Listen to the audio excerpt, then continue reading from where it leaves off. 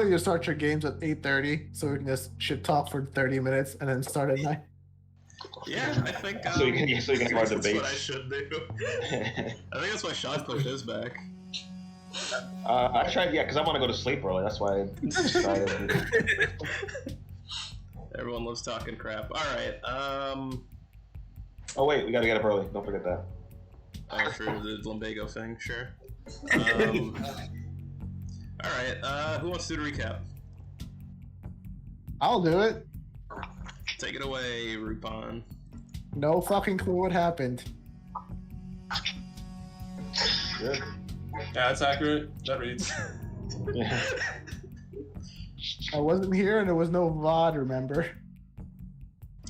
Last time. All Oh, right. Sounds Thunder. lost on that one. No, that was Boys in the Underhood. That sound was lost. No, that was this game. Really? Yeah. Yep. So we didn't upload that one. I was wondering that. Oh, yeah. God, that's how good fucking Tom did of your character. I thought you were here. Oh, Justice. good to know. How about we let Tom do it then? Really important feature. Yeah. You want to do it? No, not again. I Uh, want that's to right. get inside the twisted Yeah, who mind hasn't of Rupon. recapped yet? I forgot that we ran into Chungus. Chungus is the dildo dasher now. He's a serial assaulter. Yeah. Yeah, someone armed Chungus. I think Yeah. between Sean and Skits, I don't think you guys. Or did you do a recap, Sexy? Yeah, I've done a recap. Okay, I think Skits and. I'll do it. Okay. I'll go. I'll go this time. All right, take it away, Skits. Let's get to it. All right. Last time we got together, and I think Skits wasn't there, but then he was, but then he wasn't, but then he was again. On the way to meet and talk with the Dimmer sisters. So when we got there, we saw that our lawyer actually is a lawyer for the Dimmer sisters as well, and we got into a contractual binding contract that we can't talk about what we just talked about because we can't talk, because that's what the contract said. And we need to help the Dimmer sisters do something that we can't talk about. Well, you can talk about it amongst each other. Not even out of character. Can't talk Not about even a Rico. How about you talk about it? 'Cause I don't know what the That's how fuck good you're those talking about. contracts are. We never tell Rico. It's actually better for the character. Oh, but he was there though, right? Yeah, he was there. I forget what we were supposed to do for her. We were supposed to something with a vampire, right? Yep. I forgot what we were going mix to up do a with few him. things there. Let me give you a little hint.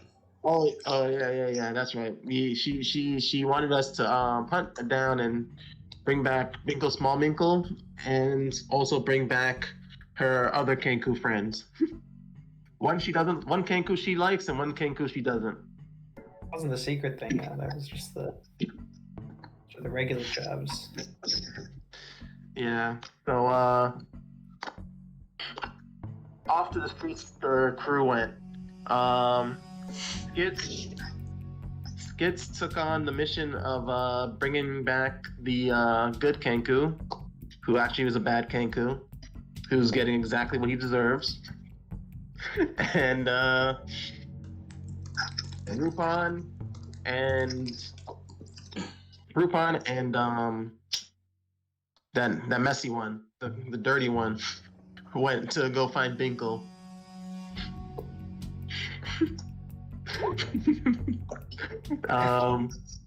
And apparently on their mission, they they armed, and now we have an armed and dangerous Chungus out on the road who has a fresh taste for blood and gambling.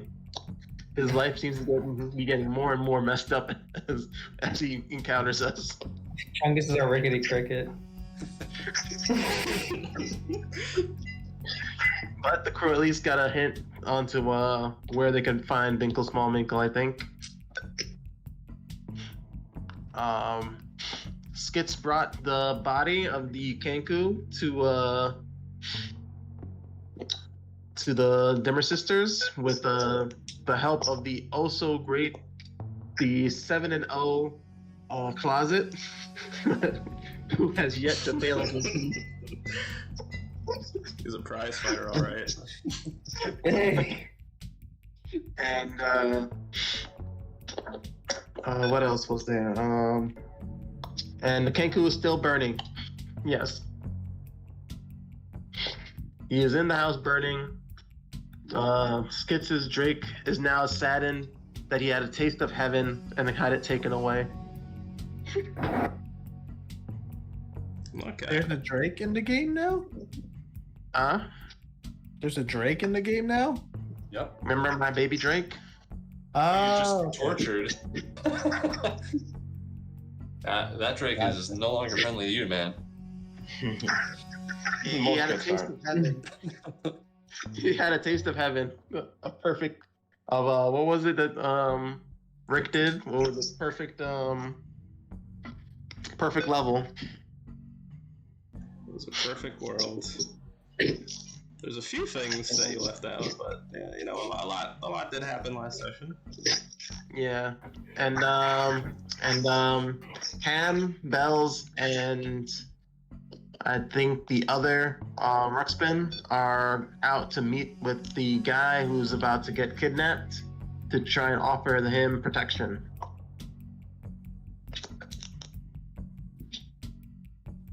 And I think that's where we are supposed to be picking up at. Kind of, yeah. Ryan, what's that knocking? I don't know. It's coming from outside. Yeah, look Maybe outside. From construction inside this the way. house. I don't think so. This boy, fist puncher, the strike breaker. Then you have he who strikes, who is striking, Forgot about them.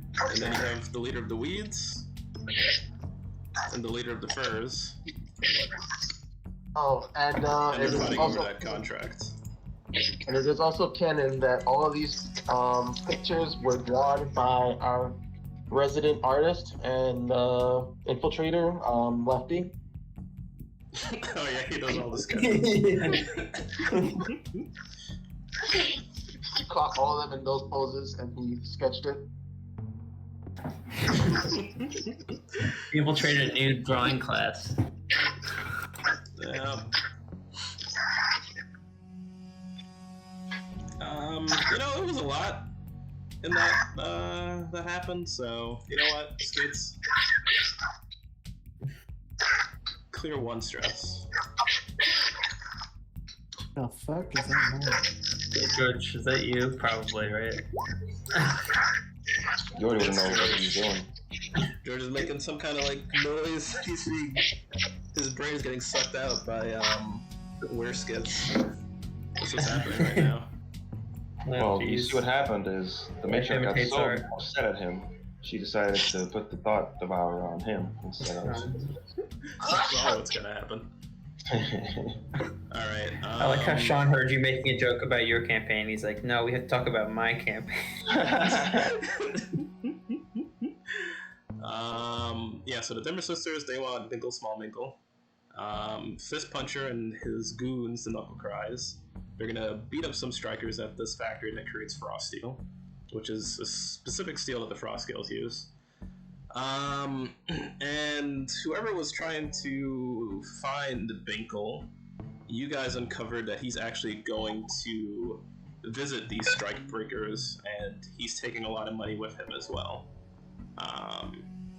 And as far as the furs and the weeds, they're fighting over the contract to kidnap or kill this noble.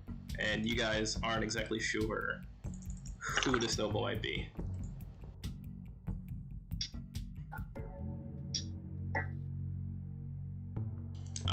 I forget what the groups were though. Who went to see? Because I know the Clap went, and I think Guppy went as I think well. of Pasha Rob. Guppy went with Rupon to Chungus to get information for the. Oh yeah, and then Yeah, Guppy the Delta. gave him I think it was just the two of usual them. And Skits went back to the house, and then I think everyone else was with me. So you and To get Posh and Rob. So they went to get information on the. Which one? I'm trying to remember. They were trying to get the information on the guy they're trying to kill. Alright, who's drinking that old timey wine? Tiny one. yeah, Joy, fix your mic. We're just hearing like a lot of background noise from you. Push to talk, please. Push. Why wouldn't you always be on push to talk? The sound. The sound. That was the sound. Okay, so I guess what is it? It's 3 groups, right? Yeah. Yeah. Okay, so Guppy and Rupon roll, and then Clap and Bells roll. Because I think Skits is by himself with Terry, so we'll go to Skits last. Yeah. Yeah, I'm by myself with Terry. We're going to the Dimmer Sisters. Okay. Well, you're not by yourself, you're with Terry. Well, he's an NPC, but he's the best NPC we got. Who's the Clap with? Okay, so I guess we're going to you guys first. I guess. So Clap and Bells. I don't even think we got to you guys yet, because you guys are trying to find information about who this noble is, right? No, I think we're trying to look for Posh and Rob. We're gonna offer him protection because we're gonna tell him there's a kidnap, like people trying to kidnap him, and then we're gonna offer him protection and charge him for it. Exorbitantly. Yeah. Because we know he's an idiot that has a lot of money, so and then also so it's like 2 birds with 1 stone. We can make sure they don't kidnap him and then also get money. Charge nominal exorbitant weights. Yeah. Okay, so in that case, I guess, tell me how you're gonna find Posh Rob. I mean, you guys met him before, so we have an idea of where his house is, so you guys could do a controlled, hunter survey. Whatever you're gonna do to try and find him. Is that a Bells thing? That's a thing I do sometimes. My hunted survey is not great. I have 1 in survey. That's it. You could lead an action. True. That's pretty good. Oh, we'll stick with that. Yeah, I think we got it.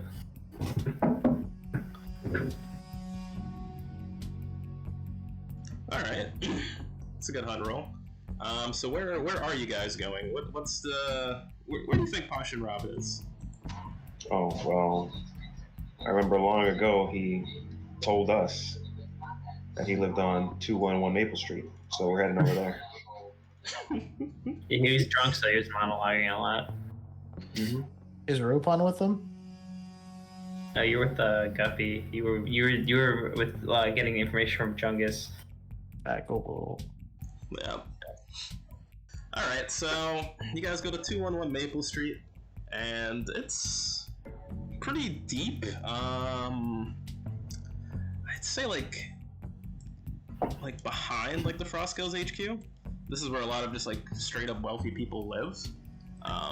So you come up on this, the neighborhood's just like getting nicer and nicer the deeper you guys go in. A lot of people are like kind of looking at you, but you could tell that they have like Frostgale badges. They're kind of patrolling the streets. The Blue Hooks don't really seem to have much of a presence here. It seems like really the Frostgales are running like protection in this area. Until you get to 211 Maple, and there you see just like this giant mansion. It's beautiful. And there just seems to be like quite a few people, like not only outside, like on the porch, outside in like the garden, the yard, and it sounds like there's like almost an orchestra playing like from behind the house. So it seems like Posh and Rob's throwing a bit of a banger right now. And these guys look like frost scales. I guess you could try and survey. Let's see if I can. Do Froscos just wear their colors out on the streets? The ones that are like doing like protection rackets and stuff, they're the ones because they're doing it on behalf of the Frost Scales. But you can't really identify anything looking at this party, like if anyone's a Frost Scale or not. You're just like, I don't think I see any. Seems legit. Yeah, none of them are that this rich, and if they were, they wouldn't start anything with us. Yeah, as long as we don't do anything they don't like. I'll do whatever the hell I want. Let's so is there like someone at the door, or is it just like It's just the kind of part we could just walk around the back and get in and just like, yeah, is it just, kind just, of like slip in, just pretend. We'll pick up glasses as we come in and just like have it in our hands. Tell me what your load is, and I mean everyone looks kind of nicely dressed, so tell me how you're approaching this. The gate does seem open. Posh Rob's the kind of guy that just doesn't like give two damns. But tell me how you guys are approaching. Does your leaf give a damn? I think light load. I'm going light. Don't want anyone freaking out. What's lighter than light? Ice cold.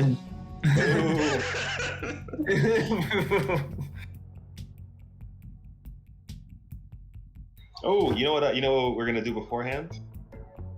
Flashback. Nah, not even.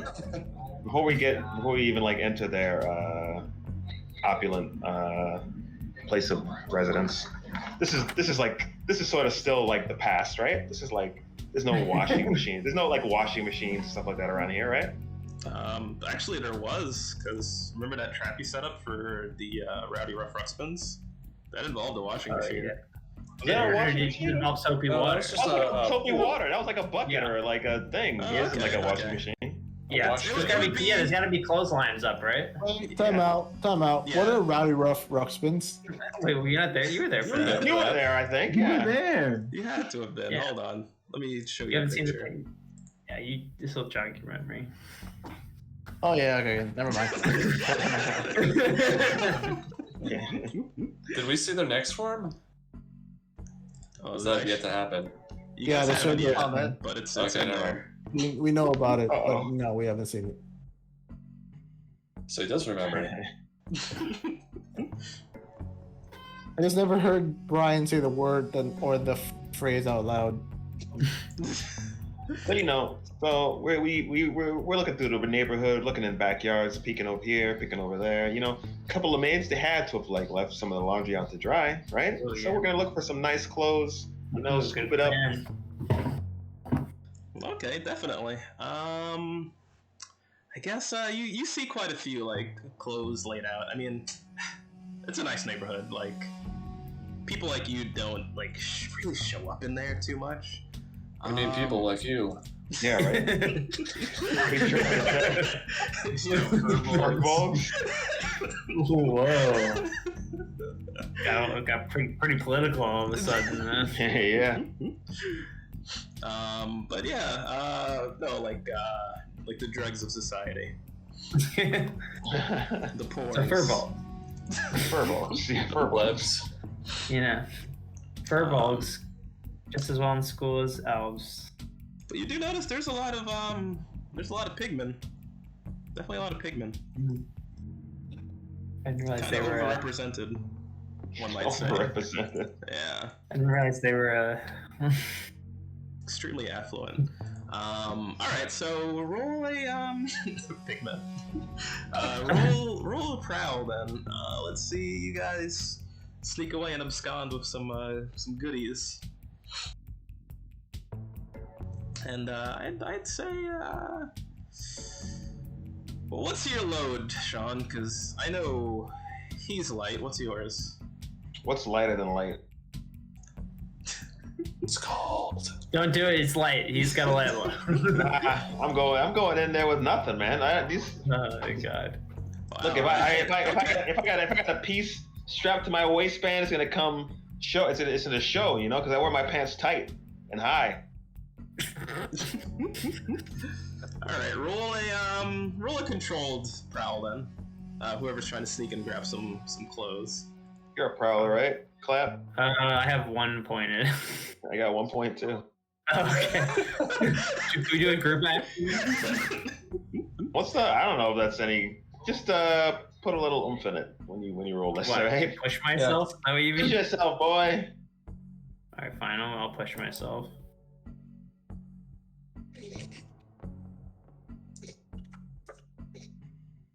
Oh, nice. Hey. Ooh, that's good. All right. I guess nice studs. Yeah, you guys get some pretty sweet looking apparel. Make sure mine has suspenders. Gotta look professorally. Can I get? I found some really pretentious streetwear from some overpriced brand name. You know what? I'm gonna go rifling through the pockets of these things. You know, some people they Oh forget- yeah, but that proud maybe they grab prowl. You know, some money in there, right? Maybe These people, you know, These rich they forget the money in their pocket. You know, Yeah, all the they're so rich, time. they don't even remember. Yeah, it's nothing for them, right? It's a sexy prowl, Brian. All right, roll luck, roll fortune. 1 for luck and 2 for your crew tier. So 3 bonus die on your fortune roll. Let's see. You're rolling great, bro. There you go. Ooh, some pocket change. All right. So what you're able to find is, I mean, this guy. You know, you're in a pretty affluent area. You find you definitely find 1 coin, but you also find just a metric ton of double dollars. And you could pretend to be rich for 4 days. Like your stash, you could pretend that your Imperial? stash is 4 for 3 days.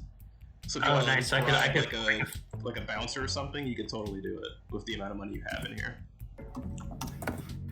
Oh, nice. All right. You mean a metric kilo? No, the metric ton's also a Somewhere unit. off, Yeah. not metric. Metric. I don't know what it is, but it's Or- copyrighted. Yeah. Jason already copyrighted. All right, so yeah, I guess we can just flash around some wealth then if this is the thing as well. All right, I think we're good. All right, Actually, you gotta break into this guy's house. if he's got money lying around in his clothes going into his wash, he's probably got lots of money right around to that house. Nah. It's not necessarily Posh and Rob stuff though. We might have gotten it from another house nearby off their line. Yeah, that's what I'm assuming. It's someone else's house. Yeah, because I think he would recognize if we were wearing his clothes. Okay. At some point, if we end up talking to Posh and Rob, I think I have an in when we talk to him. All right. He knows us. We already met him before. He likes us. Okay. Well, all right. Yeah, Does we he know us partied with specifically? him. The two of us? Yeah, we partied with him.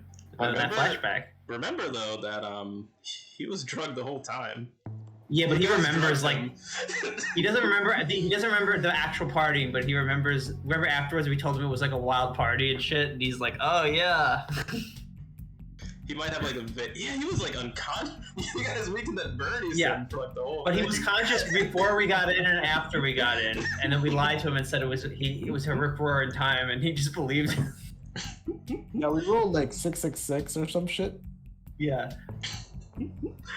And I feel like he wouldn't want to confront the idea that he might not remember anything and it might not be real because we told him he was a cool party animal and he wants to cling to that that fake memory. He's probably even fabricated a whole memory of it by this point just to save face in his own mind. Okay. All right, so you guys, I guess you guys are heading back to the mansion. And I guess you're just walking in. Yeah. Get the duds. Yeah, we sneak in, right? Through the back. Confidently. Oh yeah, we just go around the back. Backyard, Yeah. It's like a backyard party, right? Yeah, I mean it's got pretty tall gates if you were to try and like sneak in. But the front gate is like open, and Sure. people seem to be like very well dressed. People seem to be like shuffling in and out. Yeah. Well, let's try to go in like kind of at, like if some people are leaving, kind of or coming in, like kind of going like behind them, like A couple of glasses in our hands as we come in. yeah. I'm sure there's some empty glasses or something, and the people I'm gonna left see out. us. in the I'm lawn or gonna, whatever. I'm gonna pick up a martini off a server. I'm gonna be like, keep them coming. All right. Okay.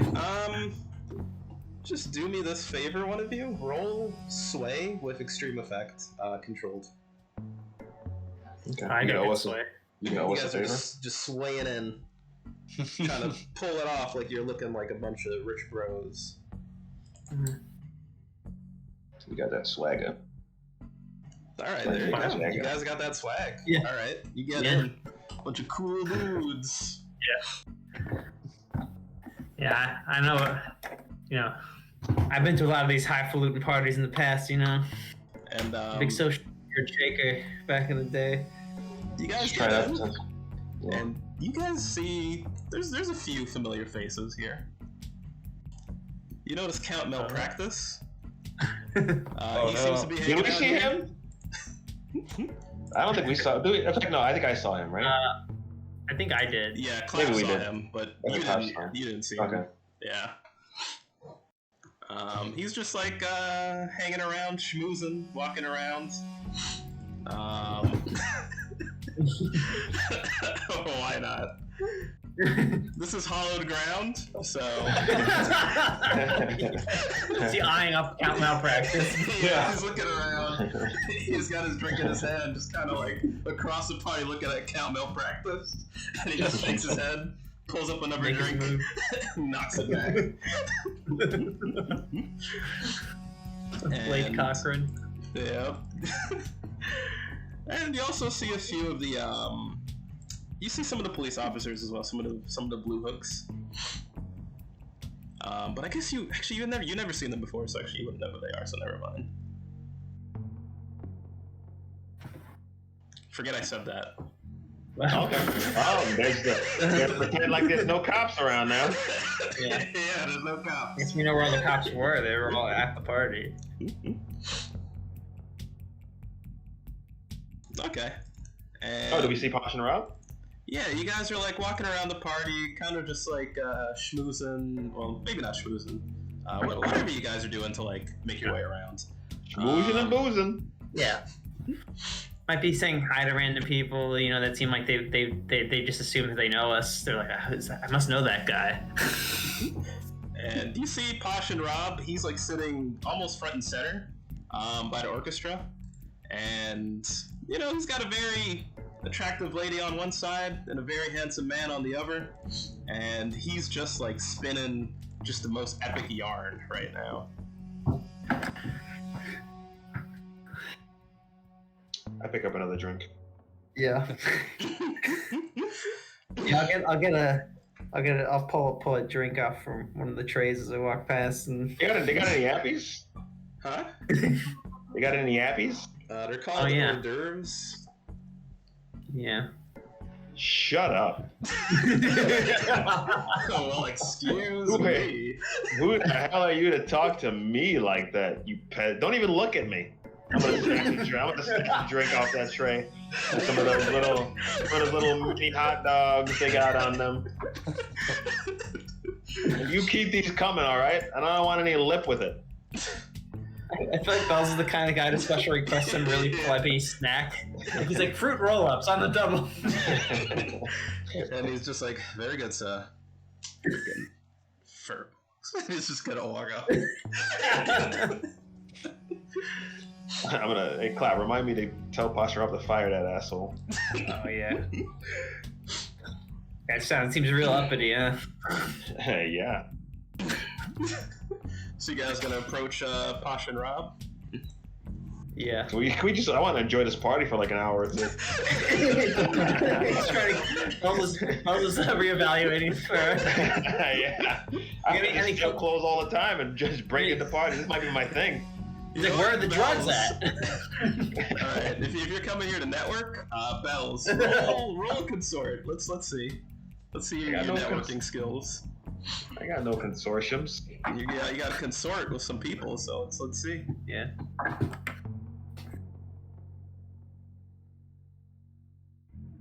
Oh yeah, you know what? Yeah, why the fuck not? I'm gonna hunt for some connects. Oh man, this is our fun toy. Where are you going, man? We got a job here. Yeah, look, we got plenty of time to take care of the job, all right? How much time? How many times do we get to hang out? You know, why don't you go bang a noble or something, man? Come on, have a good time over here.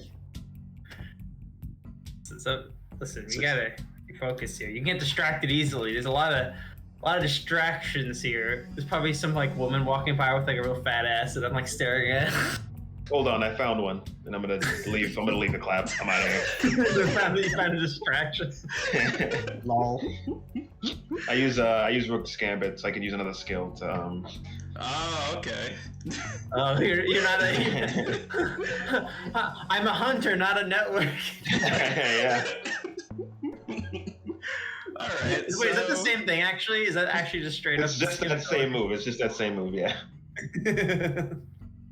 And you find a rather well-dressed, very imposing looking gentleman, actually.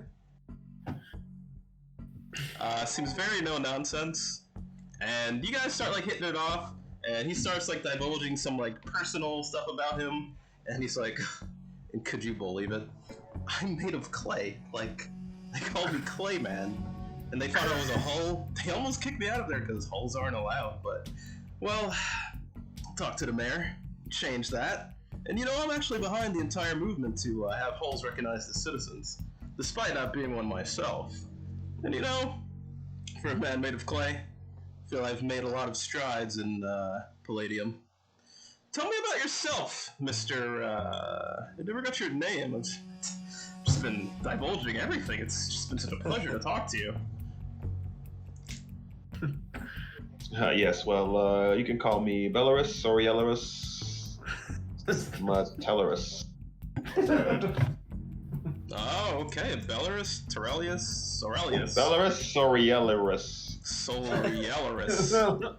I'm gonna need to work on that one, friend. No problem, then. All right.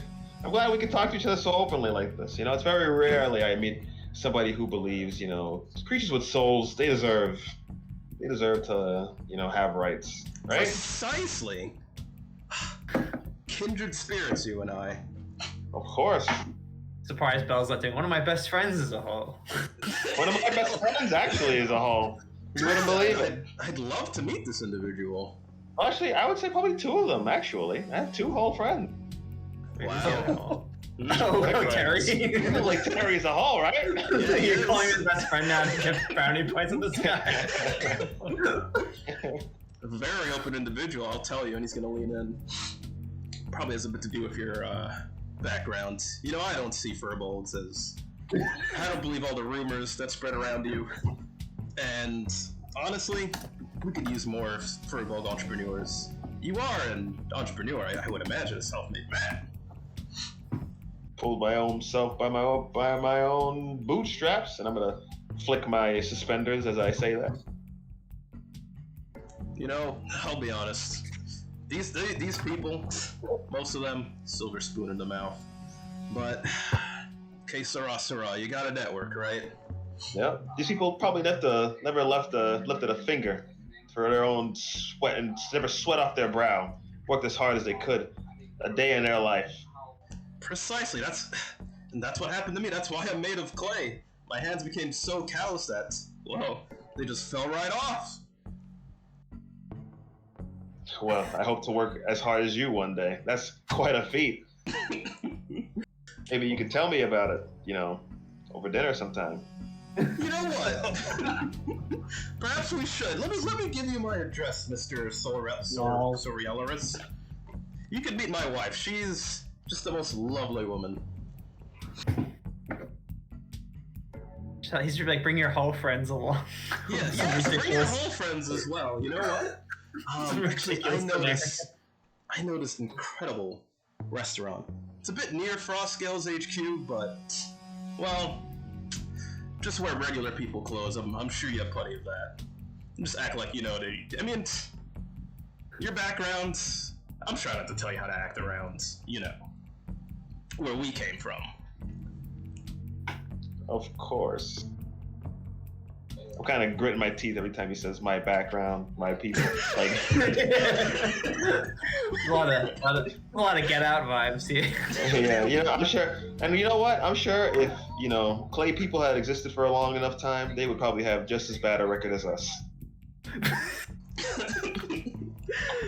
Well, I hope not. I'm one of very few. And we can talk he's more gonna, about put that. his hand on your kind of on your bicep, and he's like, You're gonna smear some clay on I would say, he tends to wear gloves, but he'll take off his gloves for that, and he'll like kind of like put it on your like. He's like, can you? And he's gonna like roll up your sleeves a little bit and take off his glove, and he's just gonna like grab your like feel your bicep. He's like, you are a hardworking man. And the way you spotted me from across this part of your eyes. I like a man what that big can arms see you and a have. man that's fit. Well, you know, I eat a lot of carrots. I take care of myself. I go to the gym. You don't say. This guy and his wife are swingers. Roll survey bells. I think he's looking up to set up as Devil's threesome here. Serve it. Yeah, roll survey. Dude, you're gonna get thrown into some weird like arena. I guess I feel don't like see. this guy's trying to fuck. You don't see it, but well, you don't see what you needed to see, but a lot of the help, they kind of look. A lot of them are furbolgs, but you don't see anything else beyond that. Well, now I feel bad that I was talking shit to that guy. What are you doing, Ryan? You gotta tell me they're furballs before I talk to them. You guys are going through tough times, all right? wait, is this Get Out? No. Why is it just smell so much? You would say predominantly Furbolg and Pigman. Oh my god.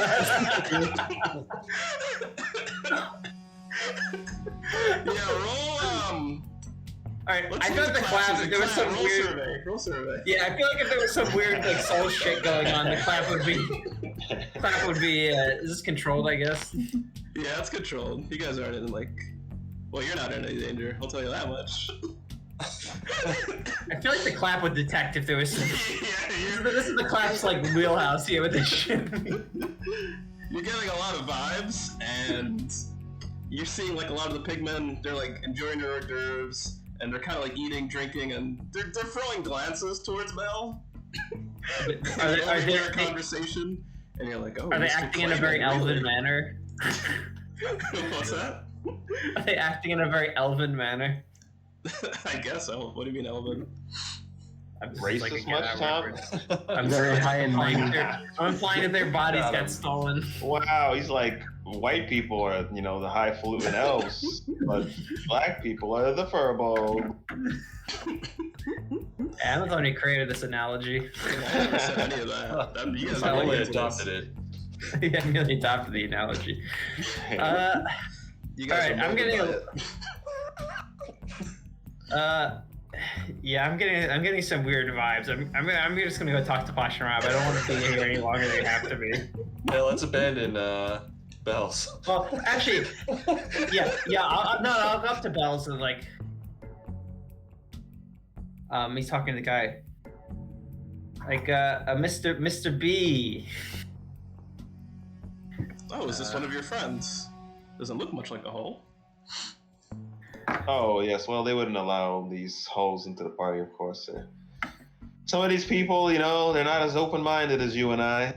Oh, yes, you don't have to tell me twice. Anyway, Mr. He's gonna extend his hand to you, clap. He's put his gloves on when he saw you, though. Yeah. Oh, Dr. Vorn. Oh, a doctor, I see. Huh. I didn't know they could afford to live here. Well, Dr. Bourne. Well, you know, I'm also an entrepreneur. You know, also an entrepreneur of many innovative devices. I'm actually patenting a few at the moment. Some new devices, new innovations. That's kind of what I do. Roll sway.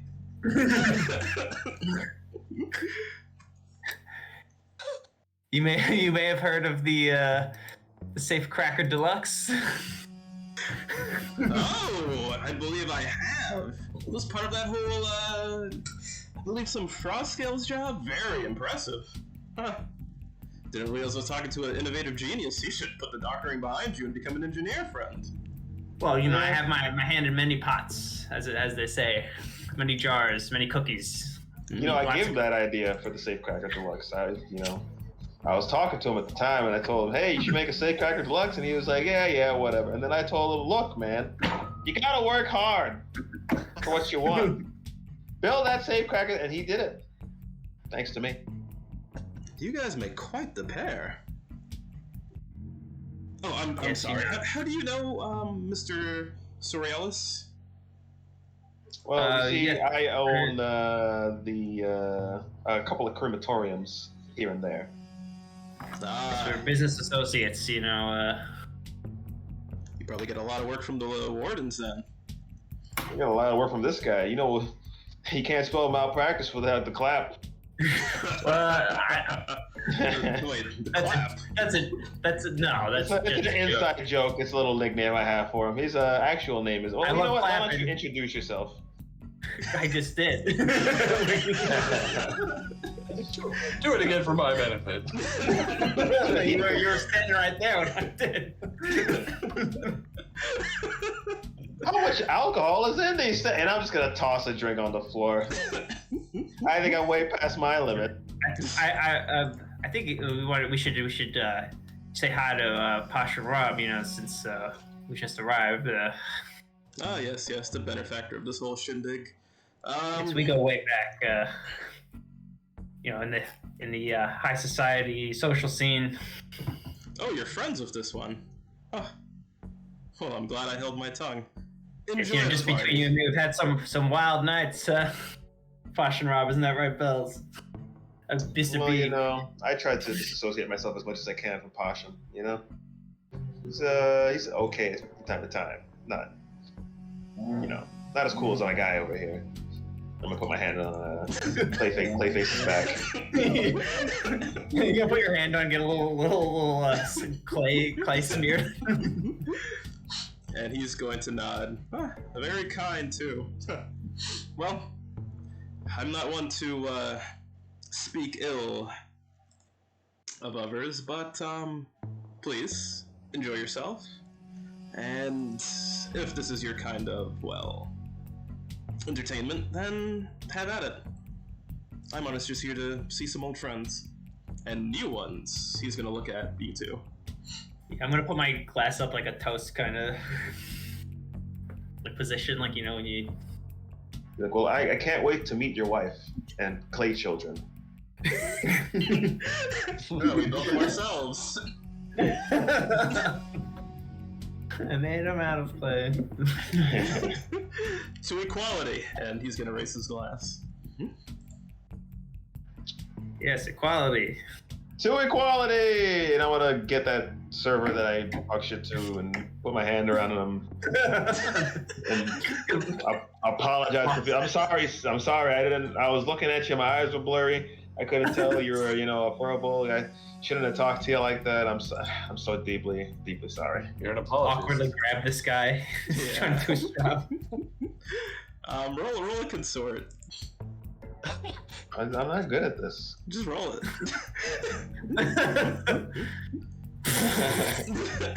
This guy's just You like, can, fuck you can off. smell. I'm like too close to his head. And you can smell the alcohol coming off my breath. I'm sure I'm poking, your and I'm just like- apology is genuine. Not as genuine as these suede leather shoes I got. And look at these Crocs. Look at these bad boys. Alligator suede shoes. Look at them. Look at them. You could never afford this. No, I couldn't. You're ever well dressed. I hope you're happy for whatever you did to get this. I'm gonna pull a wad of cash out of my pocket. I'm gonna stuff it in his breast pocket and be like, look, take the missus out, have a good time out in the town on me. All right? Very well, sir. Thank you. And he's just gonna bow and walk off. I'm gonna talk to Clap. That guy just has a very sour, poor attitude. I don't like his work ethic at all. And he's a poor boy. I try to appeal to his humanity, but he's just no helping some people. Yeah. Anyway, Mr. B, Belvedere. fellows, we should probably head over, say hi to Posh and Rob. Yeah, well, if you're gonna harangue me into doing it, let's go. Okay. Alright, I'm gonna lead him over and like. At this point. Yeah, I'm like gonna whisper to him like, listen, there's some weird vibe at this place. I think there's some weird shit going on in the background. We shouldn't be here any longer than we have to be. Well, I'm having a good time. Yeah, maybe that's the problem. I'm like, have you noticed? I don't want to sound racially insensitive here, but You're starting to. listen, this is just the reality of the society we live in, okay? But have you noticed an overrepresentation of certain ethnic groups here, which you might not expect to be represented in that way? Oh, Here. no, I don't. I personally don't see color, so it's funny that you noticed it though. Okay. Whatever. Listen, let me just reframe this. I'm getting some magic science jujus off of some stuff happening here. How about that? Whoa! We don't say that word like that around here. Magic is a forbidden word. No, jujus. Tried to give you an out, but alright. Yeah. Anyway, let's just tell Posh and Rob what's happening. Convince him to come with us. Okay. Get out of here. And just out of the corner, you do see Johnny Cochran getting closer to Count Malpractice. I kind of want to see how this plays out. Yeah, I mean, he's a liar, he's a paywalker.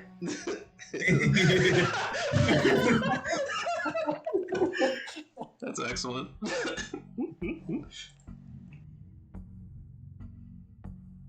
Okay, so you guys are going up to Passion? Yeah. Okay, but he's still like telling his story, spinning this just great yarn about this just amazing party that he went to. It was amazing. Does this sound like the party that we went to with him? He's taking some creative liberties. He's like, mates, I burned the place down, alright? That's how wild it was. Oh my goodness. And everyone was just wasted, let me tell you. Oh my god. Oh, you just wouldn't believe it. And I was just hooking up left and right. I'm telling you, Posh and Rob out with the lads, just having a grand old time. Ugh. I'm gonna like walk up to him and be like, I want to see where the story Hey. goes. yeah.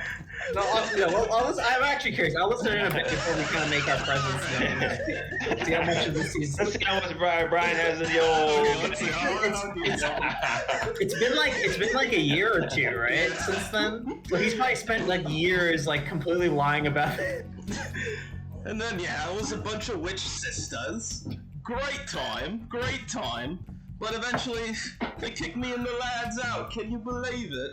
Because we were just getting so many girls, just hooking up left and right. And I was like, all right, we don't need any girls tonight. we're gonna get the lads, just the lads night out. So we took the carriage, and oh man, did we go.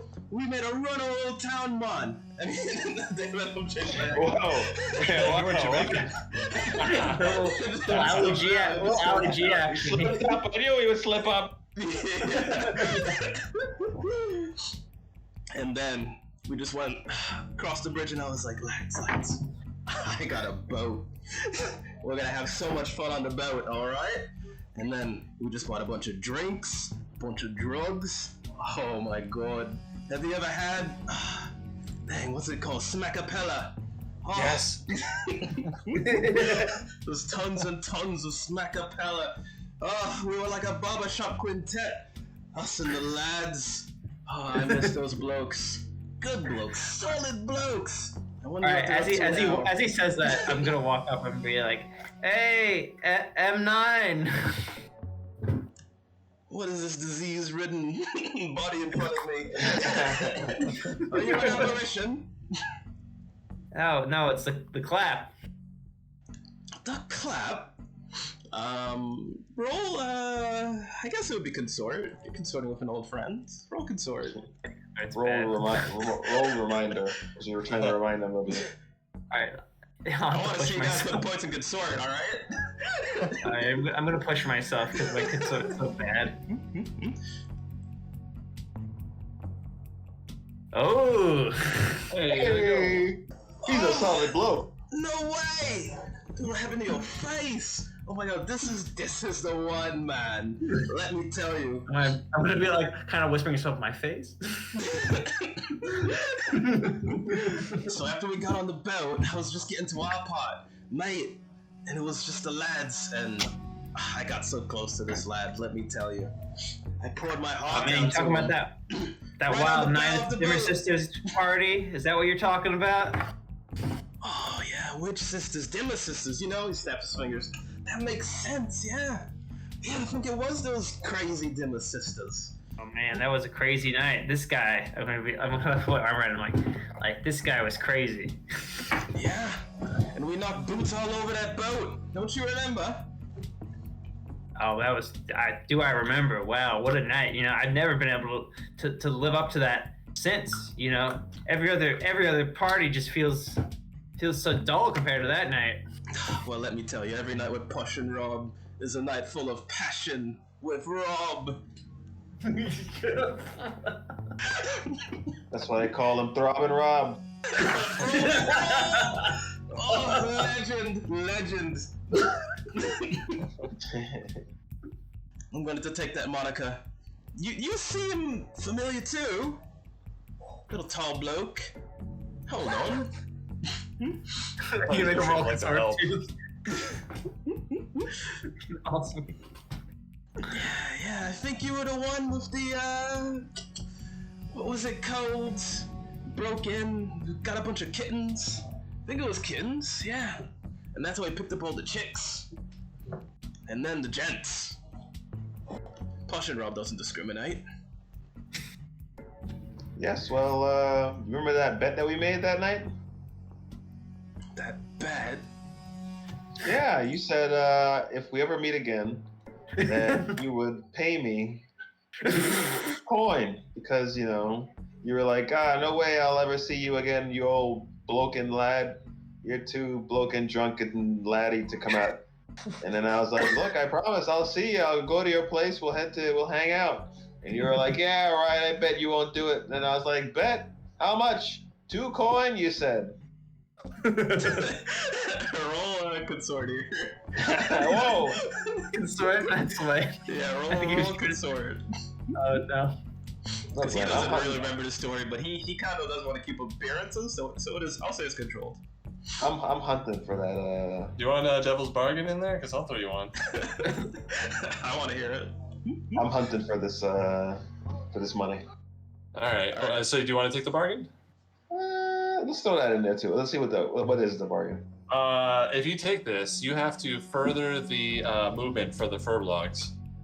You have to become active in their. That goes without saying, my man. All right.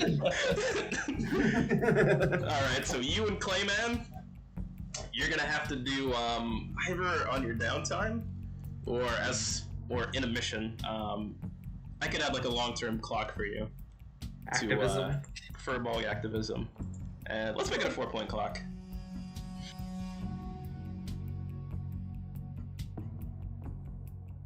Bells and the Clayman.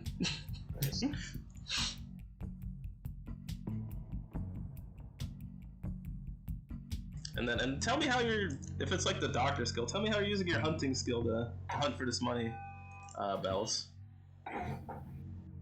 Well, I'm trying to see where his insecurities lay. I'm looking him up and down. I'm like, this guy's obviously using money as a front to hide his true feelings, money and sex. He's actually a very vulnerable man. Very thoughtful, very poised, but he's just afraid to show himself. He's afraid to put him out there like that. Put himself out there. Damn, you read my man like a book. All right, increase your effect too. Go, roll. Oh, there you go. 5. Yeah, he's gonna be like, oh, you know what? You're right, lad. Money. I mean, what is it between us anyway, right? We're both between blokes and gentlemen. lads and friends and bully old Joe. Bully old chap. And he's gonna throw you 2 coins. And he's like, you know what? I'll do even one better. How about this? How about an entire fountain of alcohol? Spirits. To lift your spirits. I'm gonna put my hand around him and be like, you know what? You're a real stand-up guy. One of the best dudes in here, all right? Don't let anybody tell you anything different, all right? Be yourself, all right? You're so cool, all right? Playing right into this. I know like a fiddle. You're right. Honestly. All right, and he's gonna like announce to the whole party. All right, everybody, enjoy yourself. Have some fun on Posh and Rob. And he's gonna talk to the 2 people he was with. I'm going to take these 2 gents to my lavish abode, and I'm going to show them the drinking fountain. Come on, let's go, lads. Lads. Yeah, lads. Bully! This was a charity event for like Alcoholics Anonymous. And they're all drinking there. I love how we still don't even know what the purpose of this party was. This man's life is a perpetual party. It's just as a daily occurrence for him. Alright, so he takes you into his house. It's just you, him, just the lads. And he takes you to this just gigantic, beautiful fountain, like in the middle of his house. So there's like a whole arboreum where there's all these like beautiful plants, and he's got a bunch of like leaves, some legal, some illegal, some are narcotics. You pass through that into this open area with just like this giant glass dome above it, but there's like air coming in, and it's just like it was engineered to just like have this perfect like cool breeze at all times. It's very relaxing. And then in the center of this is this giant fountain that is just shooting pure like clear liquid, and he's just like, there's your spirits, gent. We keep it topped off with the finest booze. It's very expensive.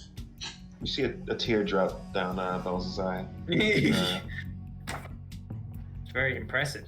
Yeah, just shove your goddamn heads in there. Let's go! And he's I'll refill my glass in it. I'm not throwing my head in there. Yeah, I'm I'll get my jumping in. glass in. 2 feet. Before he does it, I refill my glass, and as Bells is doing that. I'm doing it before. I have that ability. I jump first? Yeah, I jump first. But there's a question of who jumps first. It's always gonna be me. Alright, so you're jumping into the pool of alcohol, and he just shoves his head in. It's like, oh man, I wish I could have shown you blokes this, man. Anyway, shut up. What brings you guys here? Well, actually, keep this on the low down, because this is very privileged information. But you're a privileged guy, you gotta hear this. As you know, we're hard gents, The hardest, you especially. And word on the streets. I'm gonna look around like paranoid. Like it's just a reflex now for me. Unfortunately, there's no trash cans here, so nothing rattles. Like, it's not rational, but I like this. It just happened so many times that it's like programmed. plumbing. And then you peer into the fountain pool of alcohol, and you think you see something scurry along, just like, and like an eye looks at you, but then it's just gone. Word on the street is that you're numero uno target for a kidnapping attempt. No way. I mean, Yeah, way. I've been wanting to be kidnapped. A bunch of babes want to kidnap the old Posh and Rob. Oh, not for a few babe. nights of shagging. If only. These are. I'm gonna kind of whisper like frost scales. Frost scales? They're not supposed to mess with old Posh and Rob. They know better. Apparently, they're after your young ass. No way. I don't know what they want with you, but you know those guys. Who knows? Roll sway here. You're a target for kidnapping. Come with us. Let us kidnap you. I mean, that's literally what we're doing. Exactly. Let's not Gotta kill him with kidnap his you. rolls. He agrees to go with us. Yeah, it's And consensual. she's just like, no way. The Frost Scales, do they know who my father is? I think that's he owns exactly a ley what. line. Multiple ley lines. If I had to guess, I think maybe they're trying to blackmail your father, kidnap you, do a ransom, get a ley line. Both of them? Really? Yeah. Now I know if it was just a few, you could take him, right? Because you're, a few frost scales. That's nothing for old Posh and Rob. Yeah, through Let's- Frost Scales, bunch of punks. Here, let's go back to the party. Yeah. I have But something this to ain't just a say. few frost scales. I'm like, this is Snoke himself. That's what I've heard. He's not gonna get it done. He might go after you himself. Snoke Whole army of himself. frost scales. That dragon that's full of smoke. Yeah. Never And seen he's him not just before. hot air. I don't even know if that gentleman's real. Look, let's Well, go to the I'm party, not sure either. and I can kick out all those dirty Frost Scales that are at this party. Listen, man. You don't want to draw attention. Now, Tom's Incorporated is willing to offer you some protection. Some We know the best hiding protection. spots. You know, Posh and Rob doesn't use protection. Well, I know about not using protection. I hope that's not related to what happened to your face. Listen, man. Sometimes you gotta. Sometimes you living fast and dangerously isn't all it's cracked up to be. Oh, it say most about certainly is. Anyway, we can't let anything happen to you. A good bloke like you. Who knows what they're gonna do? They might even kill you. Who knows? Well, I could hire a bunch of people to take care of me. I mean, you guys are stand-up lads, but fight. I don't know. Oh, what a fire! I've never We're more seen than you just guys stand up. actually, throw a swing.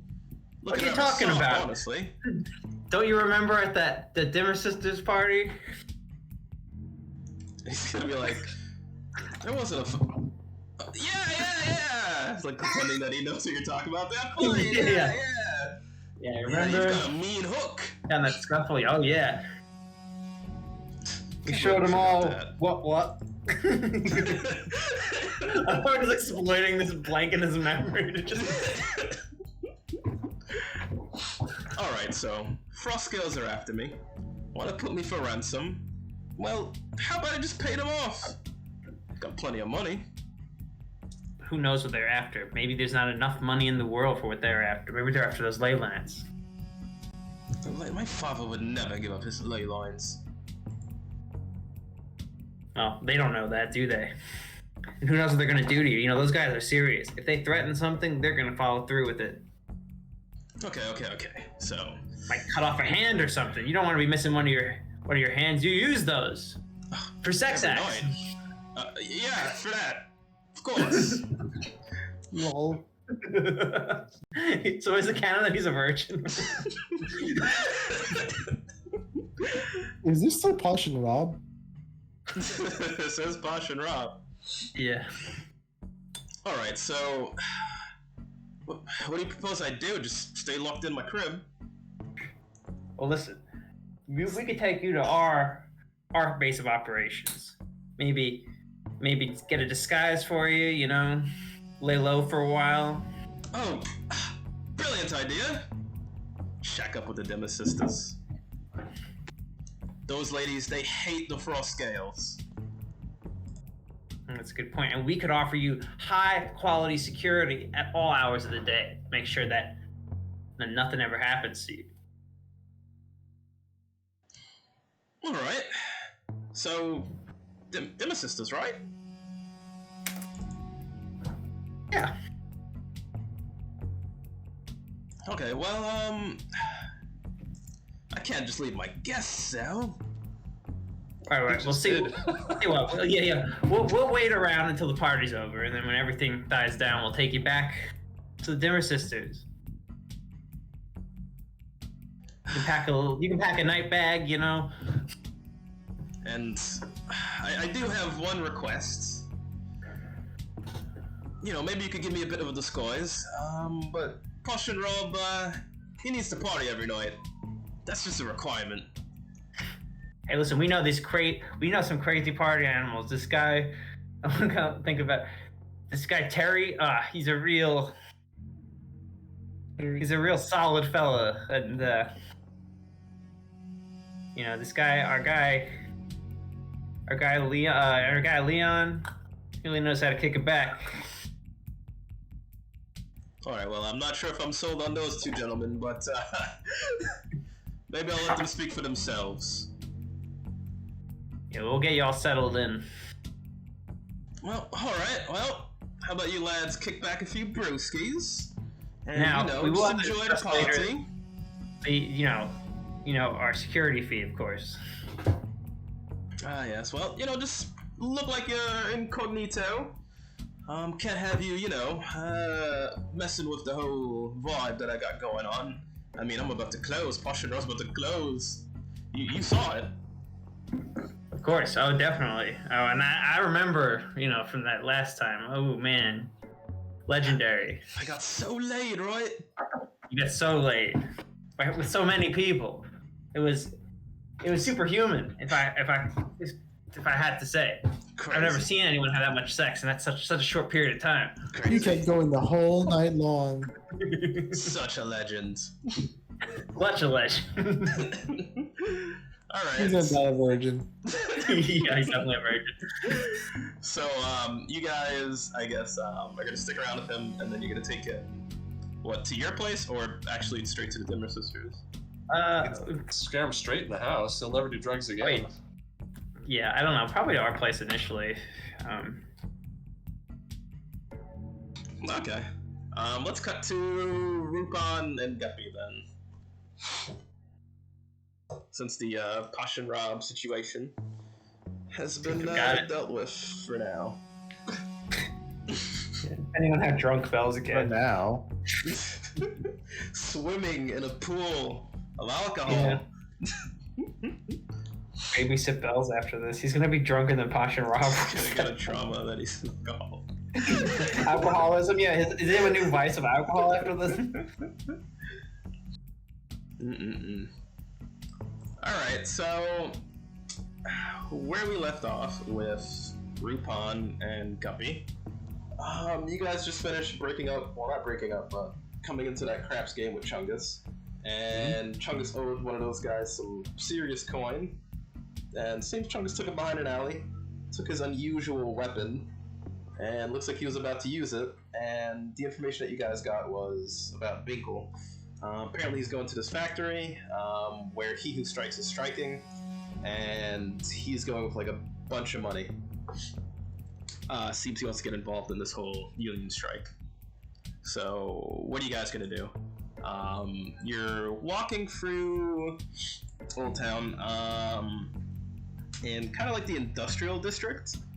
This is the area where the Frostgales make most of their munitions. Froststeel is a really important and big one, and that's probably why they're striking, is just because they have so much need for what comes out of this factory. and they're just being worked to the bone. So you see He Who Strikes outside this factory. They got like a whole picket line. Him and all his workers. He's definitely the leader of the whole thing. And they're just like out there, just like striking around this factory. Well, what have we here? What do you mean? It's like a bunch of people striking. You got eyes on the Chungus? Are you asking Chungus? Is Chungus? I don't think he's with you. He's killing I some think people. no, he's probably in prison right now. No, because you said he got away from us. So I'm like, I thought we went to go find him, and I'm asking, do No, we you- have eyes on him? No, you got information from him, and then Oh. left. He Yeah. proceeded to kill someone with a dildo. So Gotcha. you guys wanted to see that. Aw. I mean, kinda, yeah, actually. I mean, we're technically the killers of the group. Yeah. Do we have One of us time? is I mean, professional. We got time. Like watching fine art. yeah, I mean, I really want to see this picture painted, but I shouldn't have said anything. All right. So, as I mentioned, Chungus was talking to this guy, and he's like, "Oh, this person that he was gambling with. There's like just a craps game in the street." And Chungus is just like, yeah. Here's the thing, those fine gentlemen and that doll that I was talking to, they gave me the money. I'm good for it. And in fact, they gave me so much money that I don't even think I need to gamble anymore. Look, let me tell you about how I'm turning a new leaf.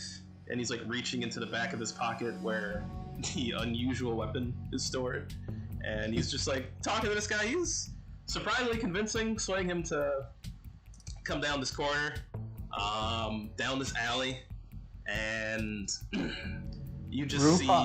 Oh, Group sorry. on hands, Guppy a box of popcorn. oh, Ray, I love this stuff. This should be entertaining.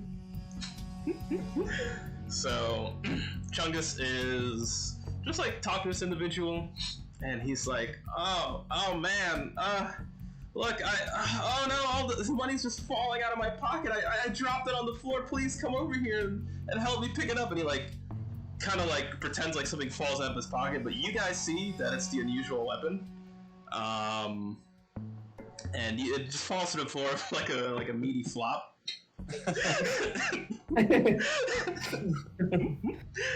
And the guy's like, oh yeah, anything for my gambling partner. I mean, it's a shame that you're gonna quit the life.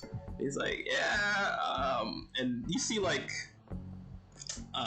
there's like, it's just like a bunch of trash on the floor. And he's like, wait a minute, this isn't money, Chungus. This is. I got you now! And he like jumps on Chungus as he's like bent over, like looking through this trash. He jumps on this guy's back. He has the unusual weapon like around his neck, and he's like piggybacking on this guy's back, just like drag, just like, and he's trying to like break loose. He's got his fingers on the the weapon that you handed him, but Chungus's grip is just too tight, and he's just like flexing it into his neck, and he's like, "You'll pay. You'll all pay. Chungus is never gonna pay again, but everyone's gonna pay now. I'm tired of paying people." And the guy's eyes are like bulging out of his head. He's like, and he's like slowly like trying to walk, like limping towards the group, his hand extended, and Chungus is like, "I don't think so." And he's just like pulling tighter, and then he just like kicks him kind of like in the back of his leg, and he like crumples to the ground. He's just like kneeling, and Chungus is just like, you just see him grinning now. I see why Rubon likes this so much. And I saw why you like gambling, but now I'm gambling with lives. What do you think of this? And the guy's just like, oh. And he's like trying to claw at Chungus, He pulls out Chungus's hat and he's like pulling it off. And as he pulls off Chungus's hat, underneath it you see 2 tiny horns.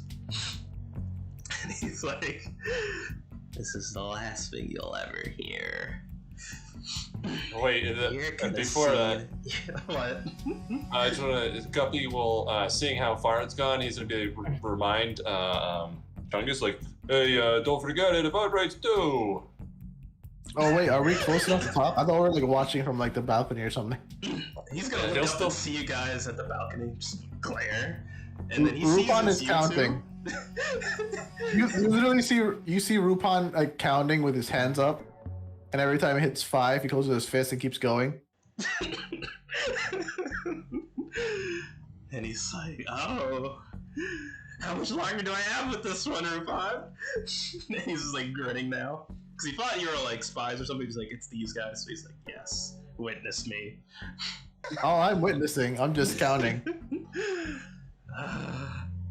I hope you'll enjoy your time in the 9 hells.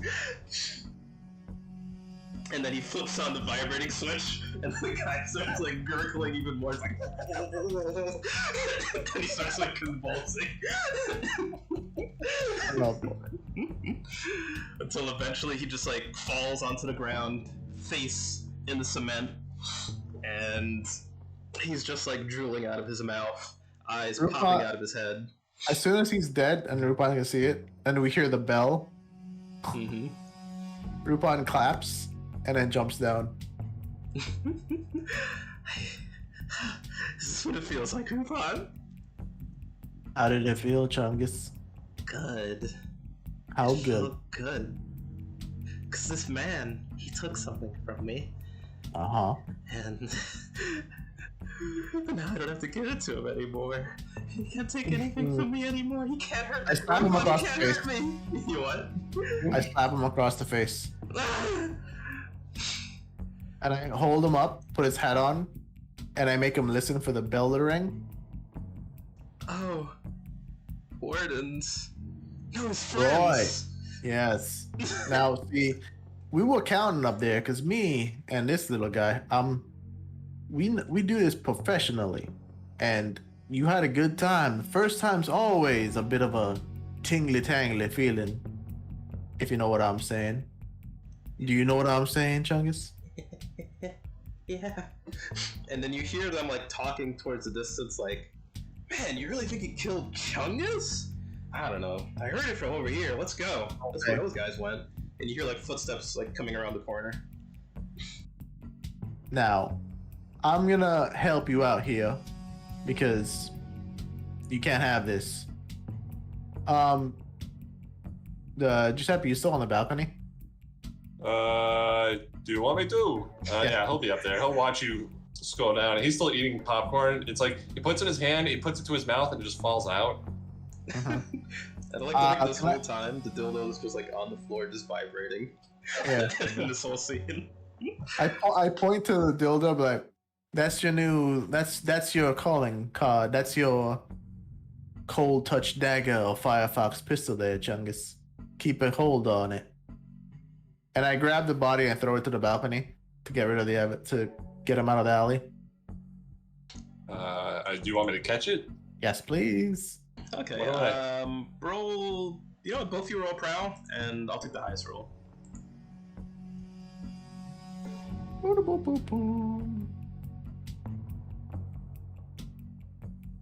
Okay. So, yeah, Oh, you this guys is a bit throw it hard up with the one alley, hand. and it took a little bit more time than you think. And you see these two guys turn the corner, two gambling buddies. Did they see us do it? They don't see what you threw up or anything, so they don't see the body. But they see you guys, and they don't see their buddy. He's gone. And they're like, "Oh, didn't see you guys turn this corner. Chungus, what do you got there?" He sees the vibrating dildo in Chungus's hand. And Chungus is just grinning. Why don't you come and find out? I put a hand on Chungus's hand, Well, you see, my friends, I saw a man just run out of the alleyway here. I don't know, pretty quite fast, cause I heard he was making fun of this little boy right here. It wasn't a good thing. You almost killed this little man. You should go find your friend. Was it? And they're both gonna be like, we heard a bell coming from here, so roll a limited sway, Rupon. Cool. I'm gonna push myself, by the way. Okay. It's risky, limited sway. Limited. There's a 5 there. Okay. And he'd be like, I would have sworn we would have seen this guy run out. Oh, did you now? Well, I don't know what to tell you, boys. He ain't here. And Weird. we are in the gambling section. And we are in Frostscale territory. Bells do ring on a regular. Yeah, I guess they do. How about, you stick around till the wardens show up, and we'll see what that body looks like, huh? We'll follow them. Not a problem. But I will say, and I remember a long time ago we had badges from the Frost Scales because we had to infiltrate their thing. You guys have 10 of them. Yes. Can I flash back and say put one in my pocket? Sure. Or I Yeah, have they're one part on of your me. load. Yeah, let's say you can make it Actually- part of your load since it's an item, so you wouldn't even Yeah, need to let's say I have one on me Okay. as far as my load. I'm gonna put it as documents. Yeah, documents. Yeah, I don't think it would weigh anything. Bang. And I'm like, okay, we can wait for the wardens, boys. And I open up my breast pocket and be like, or you can be on your way. Roll a sway with great effect. Boo-da-boo-boo-boo. Boo-da-boo-boo-boo. That's a 4. Yeah, still a great effect. And they're gonna be like, okay. You know, we don't want any trouble. Just that our boys got missing. We'll just keep this, off the streets. What do you say? We'll. How about let me sweeten the deal then, little man, my friends? Okay, As we're listening. as you can see, you guys seem to be a bit of the gambling type. Certainly. How about this? On my honor, as I show them the badge, take this to the nearest gambling den, 2 blocks down, closer to the hold. Say, a friend of the blue sent you, and maybe you get some credit on the house. Who am I supposed to take this to? I'm giving him the badge and sending him to a gambling den nearer to the Frost Scales at the edge. And say, you're a friend of the blue. I mean, I back the blue, but they're gonna ask how I got this badge. And who am I supposed to see? Or what am I supposed to say? You know, Oh, I need names, okay. faces, people. Yes. How about this? Tell them, in regards from the Toms. Huh. All right, I can do that. So this never happened, right? Just confirming. What happened? What are you talking about? Okay. And they're gonna walk out. They're gonna And run off. just to make it more clear, I'm gonna put my hand behind Chungus' neck in a more threatening manner. Ow! Do you taste Be on your blood, way, Bob? boys. Yeah, they're gonna leave. Alright, cool. Alright, Chungus. Now, I did that for 2 reasons. 1, because I fucking want the fucking Frost Scales to know we're here anyway. And 2, you need to go get rid of that body before the wardens show up.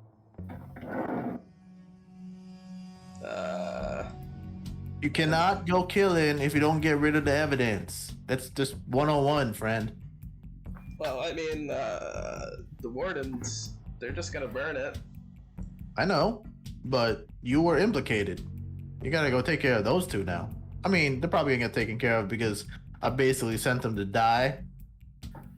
Because those badges, the badges gave them was from dead frost scales, which we killed. And they're not gonna like that. But they don't know that.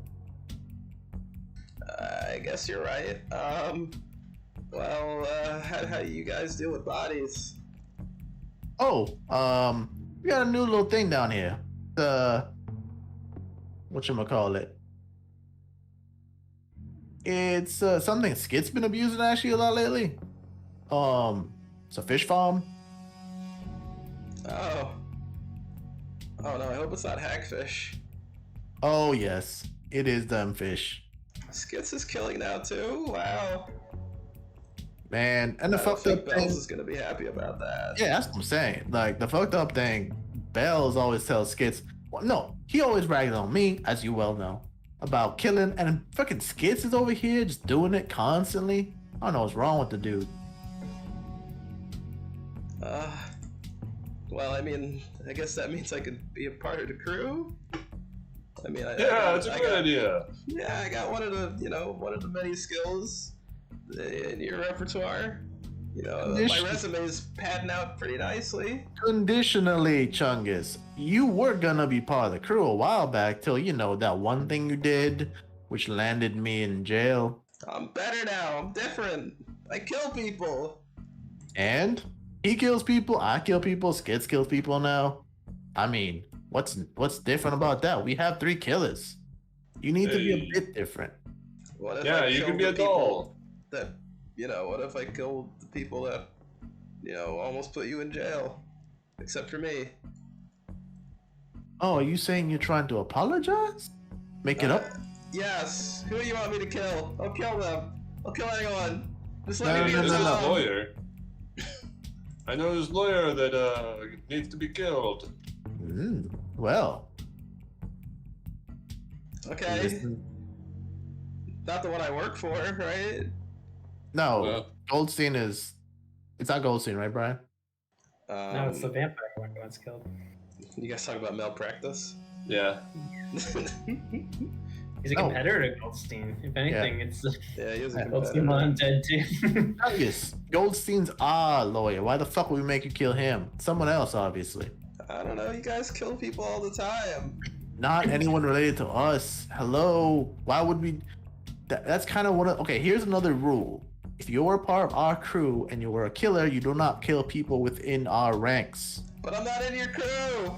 Well, you're trying to be, ain't you? Yeah, so that means you can Ain't still kill me, and you can still kill Goldstein. Goldstein's not in your crew. Well, yeah, he is. I'm We so pay him. confused by all these rules. You'll learn. Here, let me. I throw him up to Ruxpin. Fill him in, buddy. And Yeah, Ruxpin, you're log. seeing, you hear like clattering on the ladder coming up to this roof, like someone's climbing from like across the apartment. Hey, someone's catching up to us. We should probably skedaddle.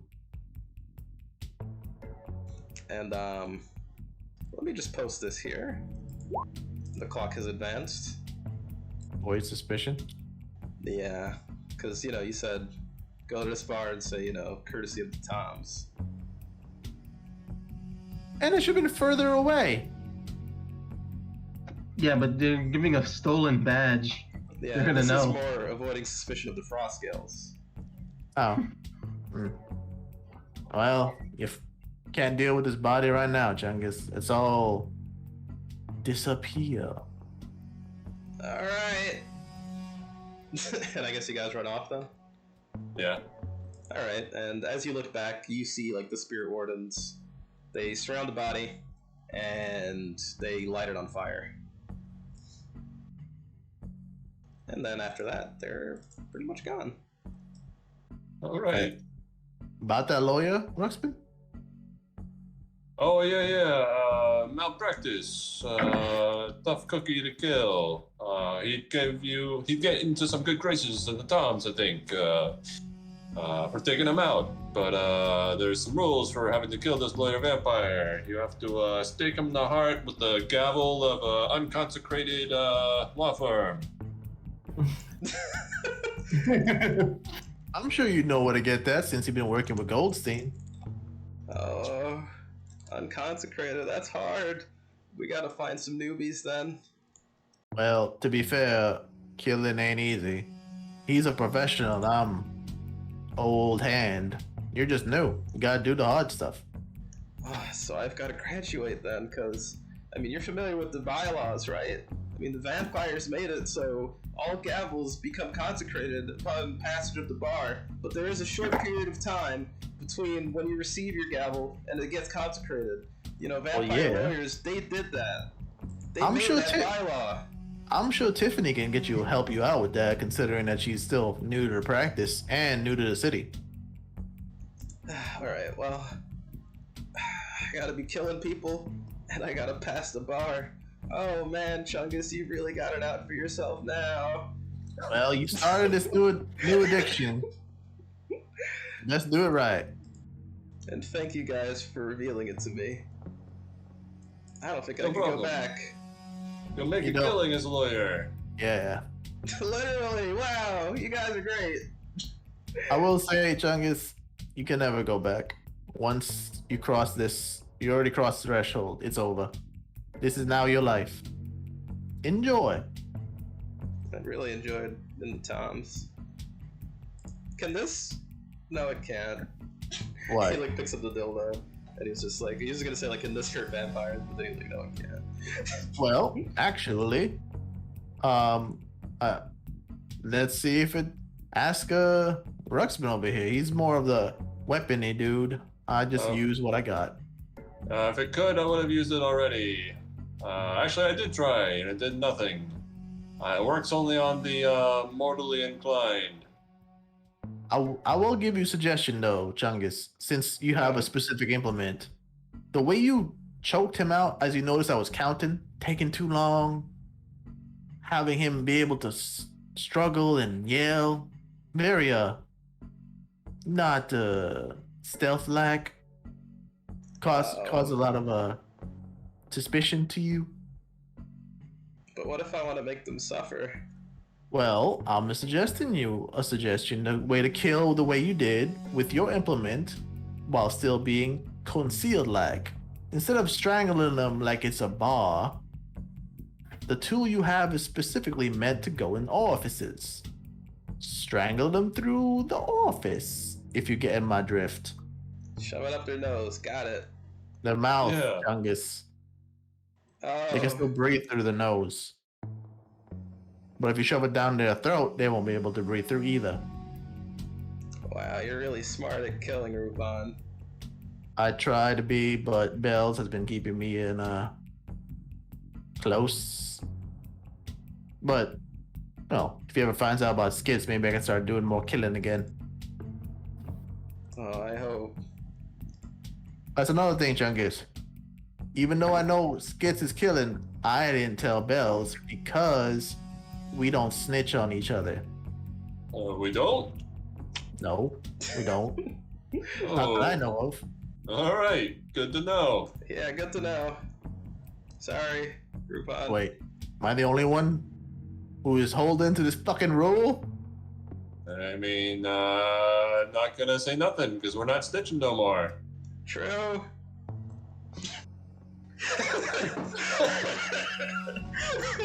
I mean, that's why you haven't been inducted into the group, because you did snitch, Chungus, remember? I don't.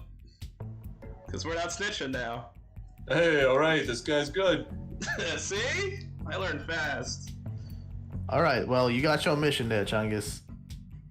Fine. And I will officially make you a Tom if you do this and kill this malpractice problem we have.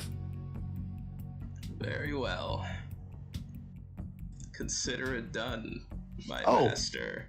Side note, think of a nickname. As well, we can't call you Chungus once you're Tom. None of us use our real names. Well, except for Bells, but he's Bells. The snug shanking No. Snaggler. Think of it after you do the thing. You can't give you a nickname now. You didn't earn it yet. I killed someone, I get something, right? You get a rap sheet. That's about it. I But mean, we're not snitching, so I don't get one. well, here's the thing. You use that crazy object I gave you to keep on doing your business, and you've got a lot of jobs done. We can call you the Dill Doer. Exactly, I like see? that. I mean, Chungus, you know me as Reckless. Why do you think I got that name? I didn't give it to myself. I guess that's fine. I always wanted to be a snaggler, though. Well, you only get a snaggler if you snag people, but you're doing stuff with dildo, so you're dildoer. It's good. But I want Snaggling to be in there somewhere. We'll figure it out. We'll workshop it. Like I said, once you get the job done, we can workshop and you'll earn whatever name you earn. Okay. Anyway, go handle your biz. Me and Ruxpin here got another thing to do. Okay. I'm gonna go snaggle people. No, He wait. runs off. Probably shouldn't be killing willy-nilly, but whatever. He has the thirst for blood. This is not my fault, by the way, Ruxpin. I mean, they start out young. You got to encourage them. Oh, I know. That's why I was encouraging, but that boy is trouble. Yeah. We should probably keep an eye on him. Oh, yes, most definitely. But to be fair, anyone who goes around killing, to get noticed with that thing, yeah, they're gonna be marked as kind of insane. Oh, definitely. I'm I wondering used- if. Sorry. No, I was just gonna say I use that thing personally just because no one's gonna believe it. It's like, oh yeah, poor Johnny over there, he got beaten to death by a dildo. No one's gonna believe that. No, I basically wouldn't have believed it if I didn't see it happen in front of me. Exactly, but you gotta keep that on the DL. But that guy, oof, man. Yeah, that's why I mentioned the whole non-snitching thing, because he tends to just talk about stuff too much. Yeah, the Assassin's Guild is not gonna be too kind to a guy that's doing stuff like that. This is the Assassin's Guild. You're gonna visit Chungus in the middle of the night. We've seen what you've been doing. We like it. I'm gonna kill everyone in this room. Alright, I need to go find Small Nickel. yeah, we're back at the strike. Oh man, that was a fun aside. Although you know what? I guess with that aside, Skits, do you want to go to your part? And then we can come back to the Minkle thing? They can do the Minkle thing. Okay. Sure. I mean, we did take a bit of time. We don't Yeah. It's fun. As long as we don't tell Bells, it's okay. Yeah, well, Bells isn't there. So. I like how Rupan's the only one not killing right now because Bells knows, and everyone else is like, as long as he doesn't know. Okay. So we're back at the strike. What are you guys gonna do here? Hand out guns. I was gonna, yeah. You can hand out Wait, what- this happened before. This happened I in mean, space. That's a good plan. Actually, I'm gonna try to incite a further riot by talking about unionization.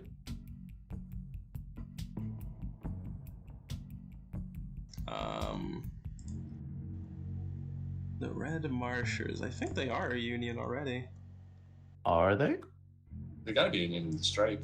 Yeah. Not necessarily. You could be a scab. yeah, I have it here. They are a union. Oh. Well, then let's go with Ruxpin's plan about handing out weaponry. Okay. Tell me how you guys are gonna do this. I mean, weaponry is to arm an entire group of riders too. That's gonna cost some money too. Especially the level of arms you want to give them. Do you want to give them like regular weapons? Do you want to give them something that can compete that's on your like tier level, or do you want to give them, I guess, something that could even like scare the Frostscales a little bit? Because I mean, they kind of build the steel that makes the Frostscales weapons, but they're not running the weapons factory that turns the steel into weapons, or the frost steel into weapons. Well, just paint us a picture. What's the scene like? Yeah. Like, what's the attitude to going around? Okay. Well, He Who Strikes is kind of leading the chant. They're all out there. They've got picket signs. They're just refusing to work. You see a bunch of like Frostscales kind of like surrounding the. We're not really surrounding, but they're like got their arms crossed, kind of observing the strike, but they don't want to take action against them because they.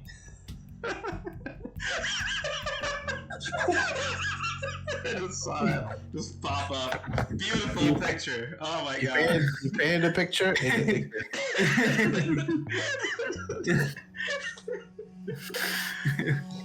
I love it. Yeah, so they don't really want to take action against them because they know that if they were to like take action, the Frostscales, they're very violent, almost like on a deadly level. So they don't want to like really hurt these Union strikers. But it's very uneasy. Union strikers like pushing against like these Frostscales, but they're not pushing back. They're kind of just like kind of like stiff arming them, if anything, at most. So that's kind of what the scene looks like. They're just outside the factory, and it's kind of like the factory's kind of like shut down. And it looks like the Frostscales are like kind of waiting for something too, though. Like you get the feeling they're waiting for something. There won't happen to be any hulls as part of the people striking, right? Or is it just normal Joes? I guess roll luck. 1 for luck. I don't think your tier would really have any effect on if there's hulls here, so just roll 1 dice for luck. Nope. There are no hulls here. Well, except The for you. whole employment. Yeah, the whole employment has. Yeah, whole job market's not looking too sweet. Oh, hey man, hey, Rupon, I got an idea. So they're going on strike, and they're kind of afraid of machines taking their jobs, right? What if I say, hey, I'm with the Frostscales, I'm one of those scabs here to take them jobs, and I cross the lines?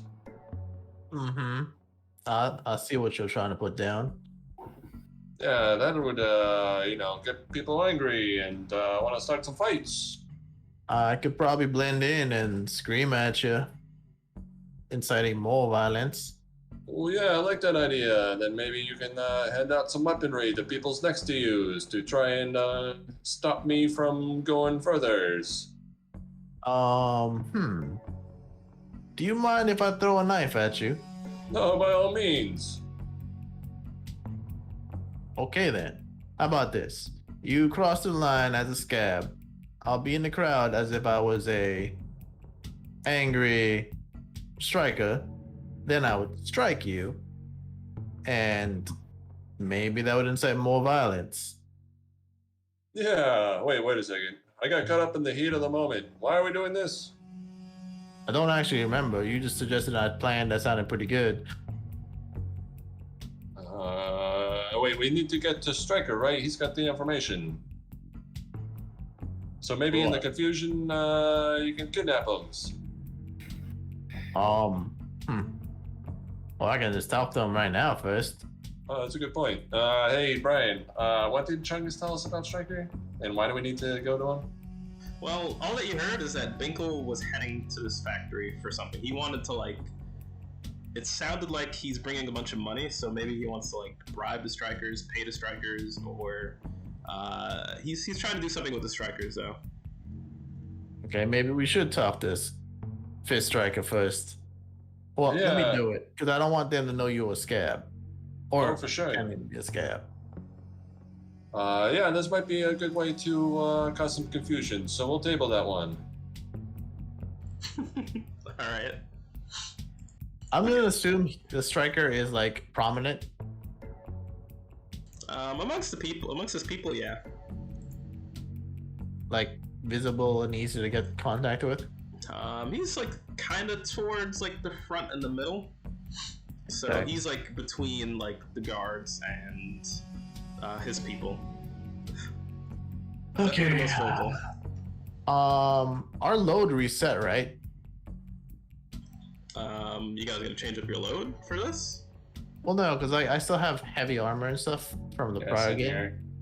Oh well, this is like a whole new thing. So All right, cool. I'm gonna have documents on because I use that for the thing. But I want to change one. I want to add subterfuge supplies. So that's like making me look. It's like makeup and all that stuff, so I don't look like me too much. you mean with your tail? Rubicon doesn't have a tail. Nah. Oh yeah, no, it's like it's makeup, possession of bank documents ready for forging, custom Oh, jewelry. Sure. Okay. Sure. Oh, I want to look like a average worker kind of deal. Okay. Okay. I'm gonna walk up to Mr. Fist. Mr. Fist? First striker. Striker. Oh, he strikes. Okay. Mr. Fist. I'm assuming he punches people. That's Fist Puncher. All right, you haven't met Fist Puncher yet. Okay. So he's kind of just like chanting, and he's just like, "This one refuses to work until this one gets his rights." Okay. And he's just like yelling at the people. He's not really like, paying you much mind, and you're kind of like squeezing through this crowd right now, trying to get to him. Hey, boss.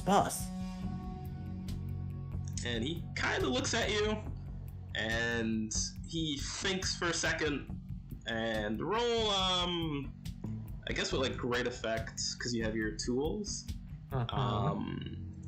He's probably not gonna do anything violent. A controlled sway. Okay.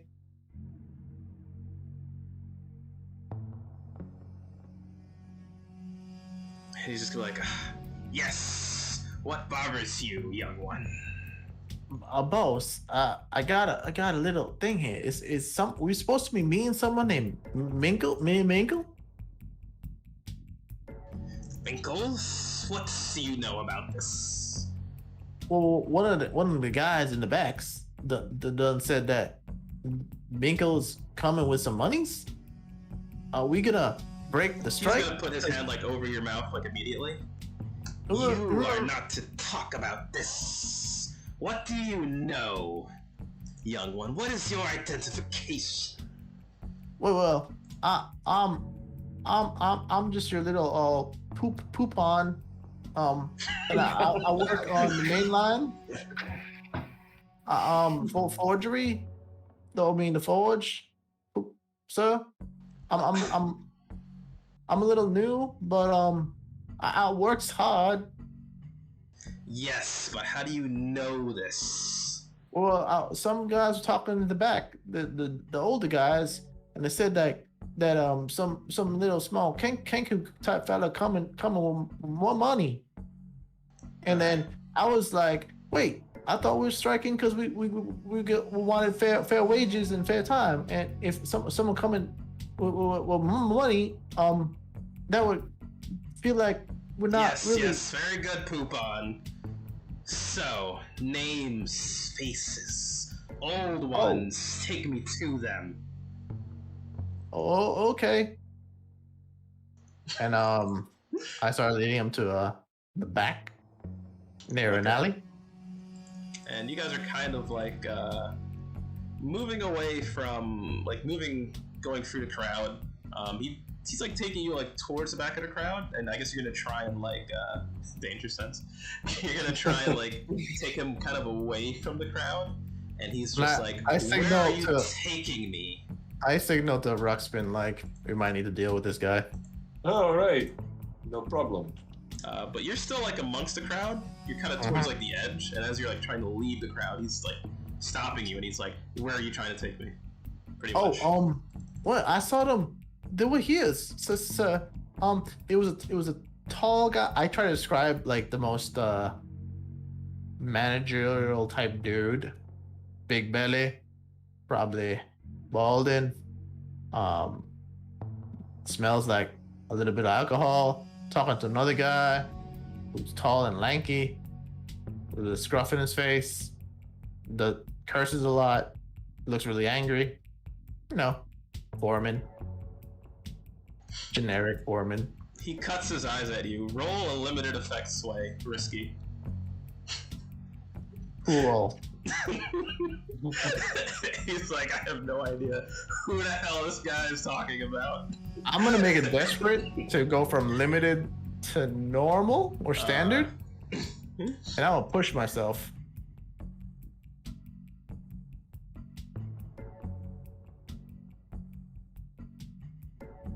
Okay. He's gonna yell out, "Scab! We have a scab! Apprehend this one!" Rubon. They're coming. Well, I guess time for See- killing again. Yeah. But you know, you get the feeling that he, like, before he did that, he, like, fought for a second. And he was like, it looks like he's trying to think about what to say, and then he just, like, called you a scab. And wants him to, like, take you, pretty much. So what are you gonna do? I'm sorry? Well, I do like the killing.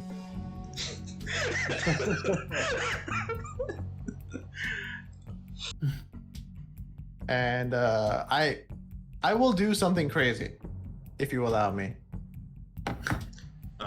Yeah, you're free to do whatever you want. All right, cool. I will act first because reflexes, as always. Mhm. Take the cold touch dagger and be like, "The frost scales hate unions," and stab him in his kidneys. Put him down, but not kill him. Is that how that works? Okay. I don't know. This is but how it I works. will say this, Rubon. Uh-huh. A lot of union workers are looking in your direction now, and you're still like in the crowd, so they I know. they would hear what you're saying. Yeah, I want them to hear that the frost scales straight up sent me to kill him and shank him. All right, roll a risky Skirmish. combat skirmish. Yeah, I was about to say brawl. I guess scrap is the other one. There's a 6 there, friend. Oof! All right. You just kill this guy. No, he stabbed him in the kidney, so he took him down, and his kidney's like, I guess, freezing because of this frost tip dagger. Yep, because I want it to be straight up like the frost scale sent me to the frost freezing dagger. And he And I whisper- immediately doubles over. And I whisper, as he's falling, I whisper in his ear, "You shouldn't have crossed us, friend." And he's like grabbing onto like the freezing wounds. Of course, get him! And all the people are like turning on you. They saw you do this. They're pissed, super pissed. Hands guess are that is a reaching, frost scale. claws are coming out, pickaxes, everything coming at you. I make a miming sound. Can I still make a move, or do I gotta wait for them to hit me? You made your first move. Well, pretty much, whatever you're gonna do is to like deal with this situation is probably gonna be desperate. No problem. Yeah, because they don't necessarily make a move. Your roll makes their move depending on how good. All right. So I'd say Oh. desperate. You're kind of in the middle of this crowd, so I would even say this has like a limited effect. Like you're probably gonna get hurt in some way. All right. I'll let the first punch get to me, because I need my turn to do this properly. There is no turn. You're just in a desperate situation. Oh, okay. Because I was just to take 2 stress and shift into the ghost veil. Oh well. That's an option. All right, add that 2 stress. We got Yep. some ghost killers here. No, but before I do that, I said I wanted to mime a thing and like make it like a smoke bomb type noise, and then just disappear. Okay. So it's and you're gone. I wouldn't imagine any of these union workers are whispers, so I would say you're fine. You know what? I'm gonna do this. Maybe there's like a secret, superpowered guy in this group. A scab within the scab. And I'm gonna roll fortune with no bonus dice. Is this going to go as well as when you killed that guy in the Cthulhu campaign? Right in the middle of the hospital floor. 3. I'd say it'd have to be above a 4. I'd say it'd have to be a 4 or higher. So you shift into Ghost Veil and you get out. There isn't a whisper amongst this crowd. But now, even if they were working for the Frost Scales to pretend scab, they definitely fucking hate the Frost Scales now. And this is gonna get through like the crowd. They're all gonna like scream out, be like, the Frost Scales, it's the Frost Scales, the Frost Scales. Yeah, they stabbed him with strikes. No, he's the best foreman around. Damn it. Okay, shit. And then they're all just like screaming and whatever, and he's trying to talk, but this stab that he got like really disabled him. He's like, no, don't fight, don't. And they're breaking out a brawl against these Frost Scales. He doesn't want them to fight, but they are upset. So we're looking at a full-scale brawl happening right now.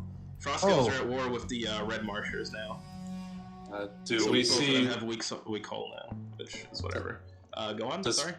Is there like one person staying against the crowd? Like is Binkle Smallwinkle somewhere visible as like a disturbance in the crowd? Someone who's not going with the group. Yeah, like someone leaving the people as they're heading towards the factory kind of deal. Both of you do a survey roll. I'll have my best. Oh, totally. I'm just gonna make it desperate because I'm veiled anyway. I'm gonna push myself. Well, I would say it was going to be controlled anyway. Controlled search.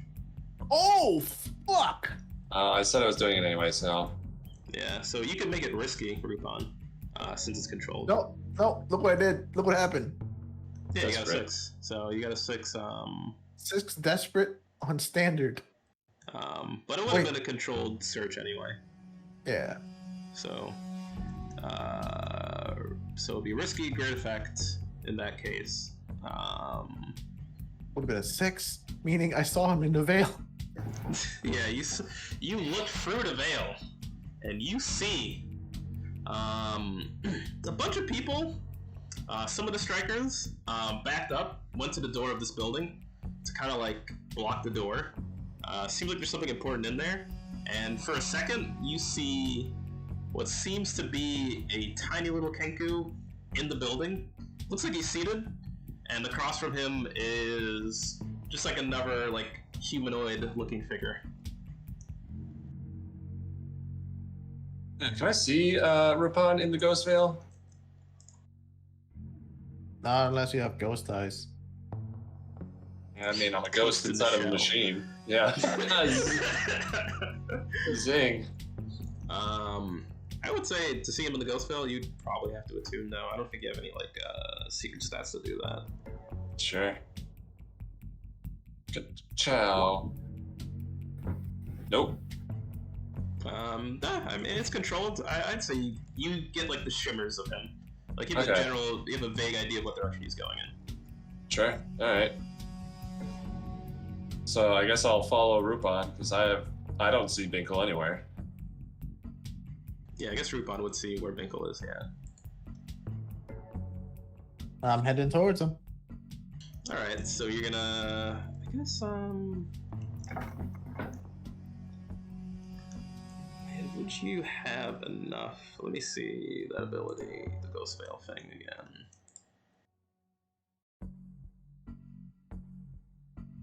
Because I know it doesn't last forever. That's for a few minutes, so I would be able to spot him and go.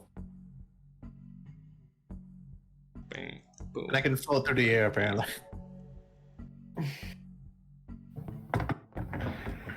I think you have to pay extra stress to do each additional ability, though. if No, I pay recall 2 stress. correctly. One stress. So I can pay 1 more to get Yeah, to make it last a few minutes rather than moments. Yeah. and then fly. Oh, Okay, so you're but- putting 1 more stress so it could last a while. Yup. Okay, that's fine then. so as being part of the crowd, I'm gonna grab one guy, be like, "Hey, pal, there's some crazy shit going on. Take this," and I'm gonna hand him some demolition tools. Alright. And go Union, blow some shit up. It's not safe to go alone. Yeah. Alright, and they're just at war with the Frost Skills now. Yeah. So I hand the guy some dynamite and like a lighter. Nice. Alright, you Brian. guys see him kind of run off and try and go like behind the Frost Skills with this demolition stuff. Brian, I have a question. If they end up destroying this factory, are we gonna weaken the frost scales? Because now the weapon supply is fucked. You're gonna weaken the Frost Scales. I would say you so when 2 gangs are at war, they start with like a stronghold before like they're at war. And once you're at war with like another gang, your hold goes from strong to weak. And if your hold goes lower than weak, then you lose 1 tier off your gang. So they are weakened actually by this. They could potentially lose a tier because they're at war with the strikers. Death by 1,000 cuts. Mm-hmm. Alright, so you guys are... Or I guess you are going into this factory. Since you have it lasting for a minute. So you could probably even observe what's going on here. And let me actually bring Binkle onto the map. Little beautiful Binkle. Wasn't he being tortured? This guy was being tortured. Oh, Different bird. sorry. Human bird face blindness. Is that a thing? I guess it is. Or into Rick and Morty. Alright, so in this factory, I guess what you see going on right now is, Binkle, he's sitting at a desk, and across from Binkle, Oh my god, I'm actually sneaking? yeah, you're sneaking, you're in the ghost veil. I mean, like, my actual class is Lurk, which is mostly for stealthy infiltration and burglary, which I haven't been doing until just now. And behind, I guess in front of Binkle, like, kind of behind him, outside this room, and he seems to be talking to this lady.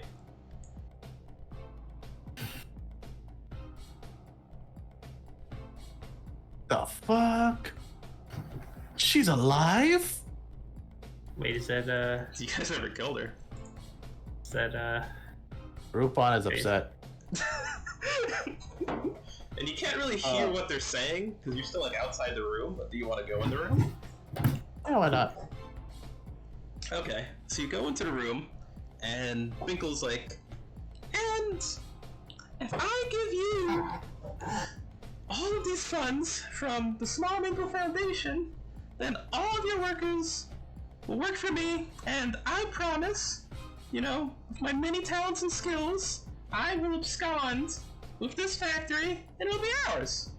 And, you know, there's gonna be new management. Binkle. And we'll meet all of your demands, all of your needs. All you need to do is sign on the dotted. Rupon, roll prowl. He's like sniffing the air right now. Okay. It's that man devil This is musk. risky. Oh. And she's like, I'm so sorry. I tend to burn incense. And he's like, oh, okay. Thought I smelled something foul in here. Bird pun. Can you take that, Rupon? Binkle fell. Oh, it's fine. Rupon has plans for this bastard. Well, anyway, we'll be more than happy to meet your needs. You know, I know it's a tough choice going against the Frostscales, but I'll tell you what, you don't want to be on the bad side of Binkle Small Minkle, alright? I'm building an army. Okay. And she seems to be like considering it. She picks up her pen. She's like putting it towards the paper. She looks down at it, looks up at Binkle, looks down at it, looks up at Binkle, and Binkle's expression Brian, just remains the same.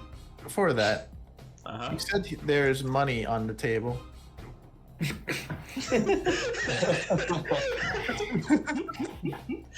And that this deal hinges on that money from the Binkle Foundation, right? Yeah. Okay. So the money's not on the table, Uh-huh. but he does. I guess would you be able to see the money that he has on him? I don't think you would be able to see the money he has on him. I mean, he said he's bringing a lot of money, so I'm assuming like a either a satchel, a bag, or a suitcase. It's all cryptocurrencies. it's all Telecoin. yeah. I hope it's an RDF blocking satchel. It's all BitConnect. I guess you could survey or hunt him and see if you could spot where this money might be.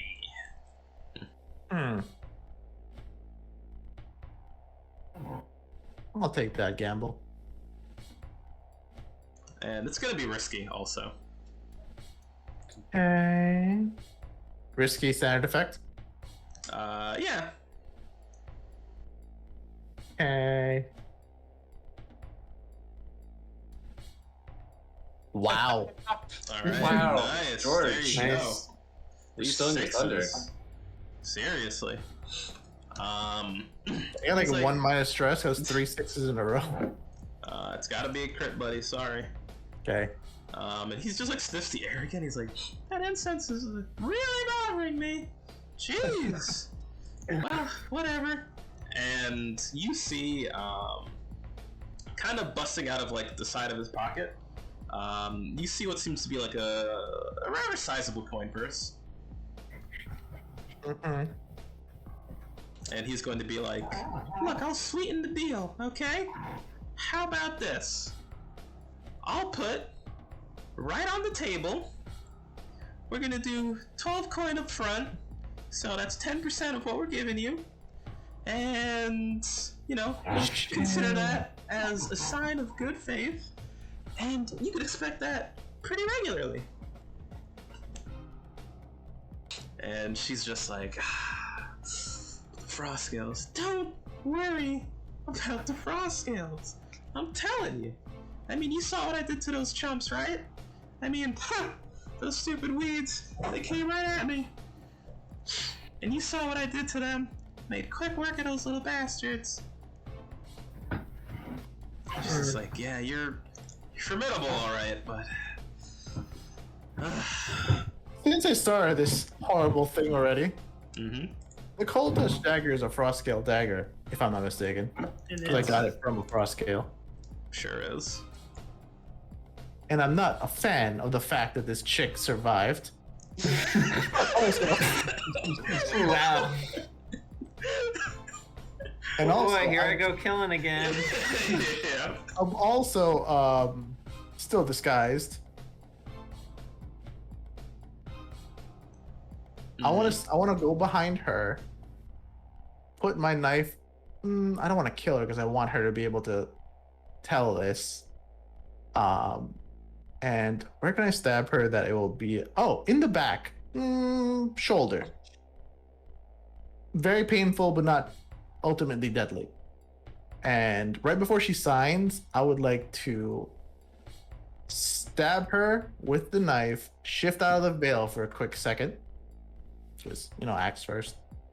And whisper in her ear, the Frostscale's always watching, traitor. Since you are gonna be, the only problem is, you are gonna kind of be going in front of Binkle into his, like, periphery. Yeah. So this would just be like, I would say like a limited effect prowl. Right. Cool. I'm gonna make it And- desperate because apparently I keep forgetting I have an action that allows me to add 1d to any desperate actions. Sure. So you could bump it up to a standard effect, yeah. Desperate. Standard. 1d. Triple fives. Okay. So you sneak up behind her, right? Uh-huh. And so I guess kind of crawling along the floor. Binkle's eyes like dart around, and he just like rubs his beak a little bit. It's like, I'm "That technically smell, floating. That smell, it's just, I don't think it's incense. And she's like, trust me, it Oh, is. wait. I'm just Time out. learning this. I also have. Can I add one more D? Because I also have ambush. And when you attack from hiding or spring a trap, you get a plus 1d. Sure. Roll Plus another the D. roll another d6 then. Let's see if that changes anything. Oh, it's roll 5. Okay. 5 is enough for a success, but there will be a consequence on top of this. Oh, but So- because of Daredevil, subtract 1d from your consequence roll. Okay, so if you want to roll to resist the consequence, sure. Yeah. So, what was I gonna say? Yeah, I guess sneak up behind her, and then you're just like, the frost scales are always listening, and you put the dagger in her. This isn't to kill her, right? No, it's just to put the fear of frost scales in her back. Another Okay. kidney shot. And I guess she wouldn't pick up that happened, but she would like feel it. So she wouldn't be aware of it, but Binkle is 100% aware of it. And he's like, I knew it was an incense! Come here, Spectre! And he's gonna like reach out his hands, and he's going to like, you feel like a projection of Binkle reach out to you. Its hands around your throat, Rupon. He's got you like in a hold. You're gonna take level 2 harm from this. Can I do that first? Extend your special armor to resist a consequence from detection, or push yourself to blah, blah, blah, blah, blah. So you would roll, I think, prowess, because I think prowl falls under prowess, and you would reduce it to a level 1 harm then. Banging. But roll. Wow, no, 6. no stress. So you just reduce the damage. Who are you? I've seen you before. And then she like is spooked, and she's like, Pickle, what's going on? I don't think I can do this deal again. He's like, no, I know this bastard. Come, show yourself. Present yourself, spirit. I take out my Firefox pistol and shoot the contract, and I run. All right. Well, this will be risky. Your effect is limited once again because he's Okay. got you by like the ghost neck. So, Okay. Go for it. Would it be skirmish? I don't know if we made your gun skirmish or hunt. It's skirmish because it's a close combat weapon. I guess if you're trying to snipe with it, it's gonna hunt. But if you're in melee range, then It's literally on the table. sure. I guess rule of cool. Go. Desperate. Okay. Or not desperate. Sorry, risky limited effect. They were trying Actually- to capture Binkle, right? Yeah, he's part of the whole capture thing. Oh, I'm gonna make it desperate. And he did mention that the weeds came after him at one point. So just throwing that out there. I want him to run after me. That's kind of why. Because I'm fucking up his deal. Ooh, that's not good. Yeah, so your gun, you try and shoot at this contract, and you end up just putting a hole through the desk. And he's like, you idiot. You think I just can't print another one of these? He brings up his other hand and just clasps it firmly around your neck. You're being like force choked. You're having a hard time breathing. Rupon, you're gonna take. Ooh, that was actually worse than before. You're taking a level 3 harm from this. Level Copy. 3. Yeah. I break through the window. What's going on? Level 3 arm. What do you do? Well, first of all, level 3 arm. What are you gonna do, Rubon, from level 3 arm? Are you gonna try to resist this? I'm not. Yeah, I'm gonna try to resist this. I'm gonna use not to be trifled with. Okay. So prowess. Suck a dick. Wow. That's I think you that's a clear crit. stress too for rolling that crit. I am. These I will sixes. whisper to his ear specifically. I am Rupon the Dirge, and you don't fuck with me. So you reduce that to a level 2 harm. He's gonna be like, I'll remember the name. Carve it on the grave that I'm gonna piss on. And then, Guppy, what are you doing? You're breaking through the Break window. through the window. Saying, yes, verily. And What the I'll tackle him. Alright. Risky skirmish. You caught him off guard. Or you know what? Give me a controlled prowl first, and let's see if it makes your skirmish more effective. Sure. Because there's a lot going on. I'd say it's controlled prowl. 4. Alright, 4. 3 would be it's bad. 4, I think it's like normal. So just roll your risky skirmish then. All right. Come on, George, give me some good luck. Let me fly, baby. The 5. Interlopers! And you tackle Bingle to the ground. And in that brief moment, Rupon, he lets you down. But I guess you're flying, so you don't really fall to the ground. And at that Nope. same moment, he pulls out his dagger and shoves it into you, Guppy. You're gonna take level 1 harm from this. Because he wasn't able to get it out like properly to stab you where he wanted to. So you're gonna take level 1 harm. You got like a cut in your fur. That's like pretty deep. How All right. many level 1 harms can I have? 2, and then after 2 it upgrades to level Alright, I have 2 level harm. 2 harm. Oh yeah, can I use armor to block it? Yeah, if you have armor, if you want to throw it on your feet. Yeah. Do I have to use both boxes for armor, or can I just use one since it's only 1 level 1 harm? I think Question. we had to consume the whole thing, right? I think Okay, that was the main. makes sense. Yeah. Yeah. Okay. Unless it's heavy armor, in which case it can block a level 3. And Binkle's gonna be like, you know what, Jendo, this is perfect. I'll show you what I do to these frost scales. Now you will witness true power.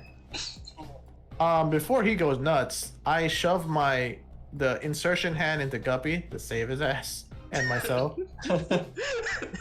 And Fusion, huh?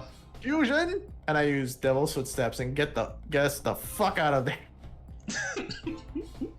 All right. I would say, since he's kind of expecting a fight, superhuman. Binkle's pretty superhuman too.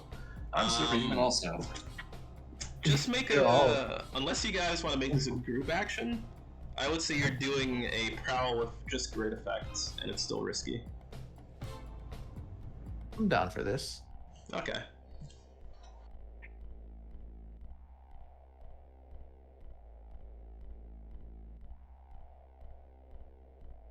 Or Huh, really? They're just gonna run! well, No, we are no, trying no. to capture him. And he's gonna try and like chase after you guys at this point, and he's like on your tail. Like for a Cool. little guy, he's pretty fast. All right. As we're running, I'm telling Guppy, we need to find a place to corner this fucker and take him down. I mean, wasn't the room pretty cornerable? No, it's too close quartered. I think this boy's adept at close quarter combat. We need to bring him somewhere we have better advantage. Not to mention we're together now. As you say close quarter combat, you hear him chanting. He's like,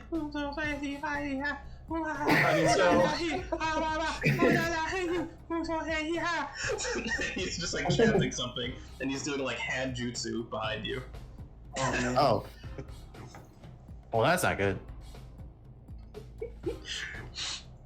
and you guys are like prowling away, and you see like in front of you, like little piles of like a green rune appears on the ground, and you're just like, fuck no, I'm stepping in that, and you move to the side, and then the green rune bursts up into like a shot of acid, and he's just like still chanting like, I had my gun to Giuseppe. Shoot the he's like fuck up. making these like green pillars appear as he's like chasing you down relentlessly. All right, I'm gonna shoot at the guy. What do I use for shooting? Hunt. Oh yeah, you don't want to. Okay, I have 1 point in hunt. I'm a I have fisticuffs guy. Alright, I'll shoot at him.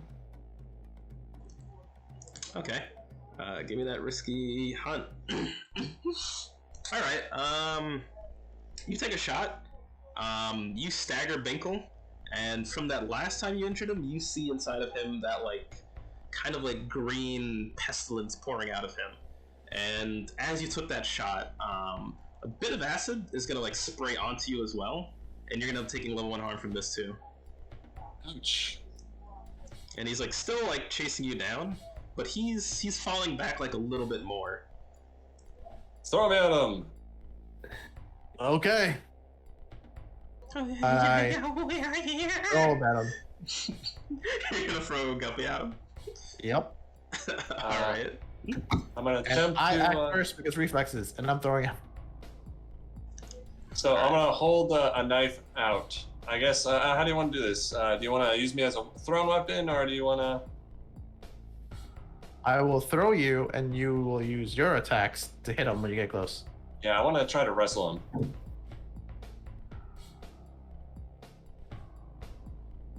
Okay, roll skirmish. Risky here. Man, always the 5s. Yeah. Alright, so you tackle him to the ground though. Rupon, you would probably be able to get away. But both of you are like in a skirmish, and he's like got his daggers out, and he's just like, I guess it's kind of like a Chucky situation, but you're also a doll, and he's just like stabbing at you, and he's getting like a few good nicks on you. You're gonna take like level 1 harm again. All right. Well, since he's distracted, I'm gonna turn back and ambush his ass Okay. and stab him from the back. I'd say at this point, you guys, after running so much, you definitely got out the factory at this point, and you're back in the crowd, and I guess what you're seeing is it's like a lot of fighting, and We just blend in. yeah, you guys kind of just like, this fight kind of just like blends in because it's just like a big fight, but Rukpon, since you're not fighting, like you see like off on like one of the roofs, or I guess you wouldn't know about the explosives, so never mind. Okay, go on.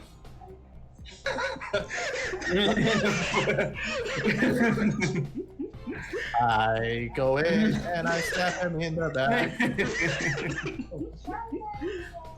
Alright, risky +1 die, because you're ambushing. Let's see it. Standard effect.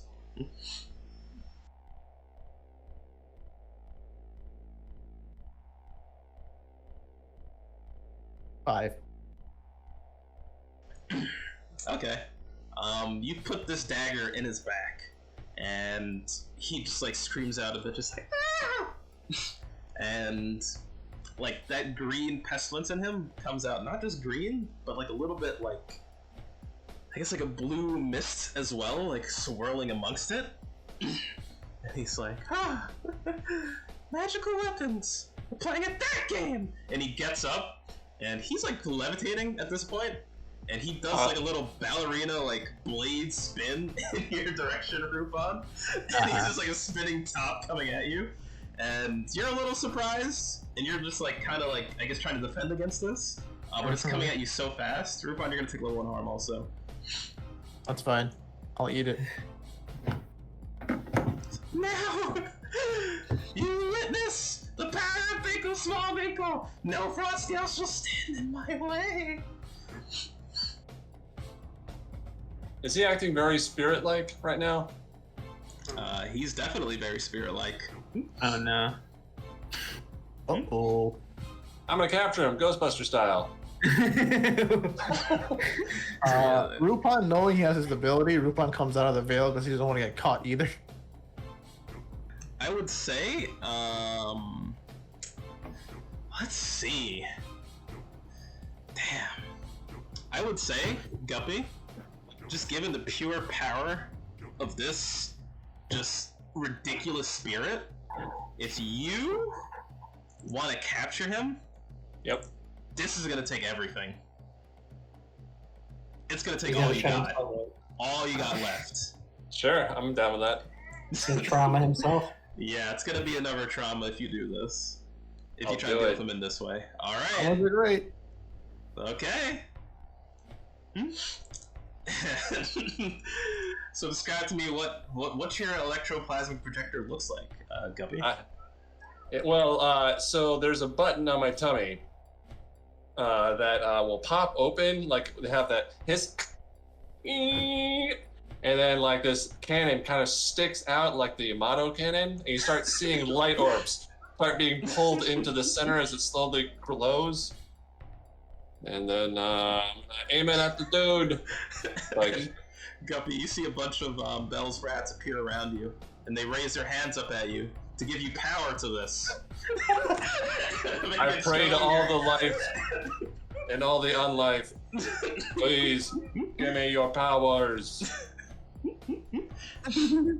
And he's like spinning towards Rupon again, all around the place. But then you lock on your beam, and you're trying to trap him. And he's like still coming towards Rupon. And he's like, you won't trap Binkle? It's impossible to trap Binkle. And then more and more rats surround you and put their power into you, Guppy.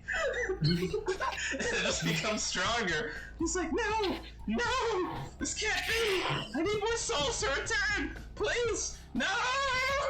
And I'm firing my laser. And you suck Guppy into you. Or you suck Binkle. I mean, suck Binkle into you, sorry. I implode. Guppy implode. It's the evil containment wave. He's the rice cooker. Right. And then, as he gets sucked in, the tummy closes, and I put on top of it a sticker that says in some foreign language, "Closed." And Rupon, you see all this. And as you're looking at this, you're just like surprised because your friend, he blew up. And as your friend blows up, Rupon, the roof adjacent to you, it blows up. And rubble falls upon the crowd. And you're crawling through the wreckage to reach your imploded friend, Rupon. Uh-huh. I guess roll prowl to see if you take any damage from this rubble falling. Or I can just shift. I guess you could just shift, sure. I'm just gonna shift. Okay. So you shift, and I'd say you wouldn't have any problem pulling out Guppy at this point if you're shifted. Yeah, I'm just Sure. gonna put him back where he's connected to me and decide to drag him in. Hey, you'll be good, man. Just hang on there. My tummy hurts. We'll take care of it at the ghost house. And I start running away. I head to the ghost house. Nice, badass. All right. We have I guess you captured a scary foe. Yep, you guys have captured Binkle. And I like to imagine that he's like trapped in there, and he's just like banging on it. And I don't know, is there like a viewport in there that you could see him like screaming? He's like a Teletubby. He's got a little Teletubby TV. Oh, what was that toy from the was it 90s or 80s where they had like a hologram on the tummy? I forget. It feels like Whatever. Care Bears. Yeah, Care Cameras, Bears yeah, the have tummies that glow. Yeah. So you can see his face kind of glow every now and then on his tummy. Alright, so you guys return to the house. That means you're probably gonna meet up with Bells and Clap, but with that, we'll go to Clap. I mean, damn it. You keep getting us confused. Yeah, I don't know why I keep confusing like you two specifically. Like I look at Skits' picture and I just want to say a clap for some reason. It's more like a clap. I guess. Yeah. So Skits, you walk into the Dimmer Sisters' abode with I guess you have your friend Terry. Yeah. This might be pretty fast, so. And it'll probably be a little. Nothing's quick ever reveal, pretty fast. I guess. Is there some other thing you want to check out before you? Is someone being killed in an alley that you wanna poke your head in first? Or you wanna schmooze a little bit? On the way to the Dimmer Sisters, I do want to keep an eye out for what's his name with the hole in his head. Oh, Luminous Lincoln.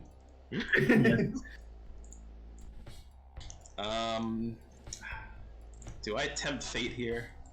It's a big city. I'm gonna make it a little harder.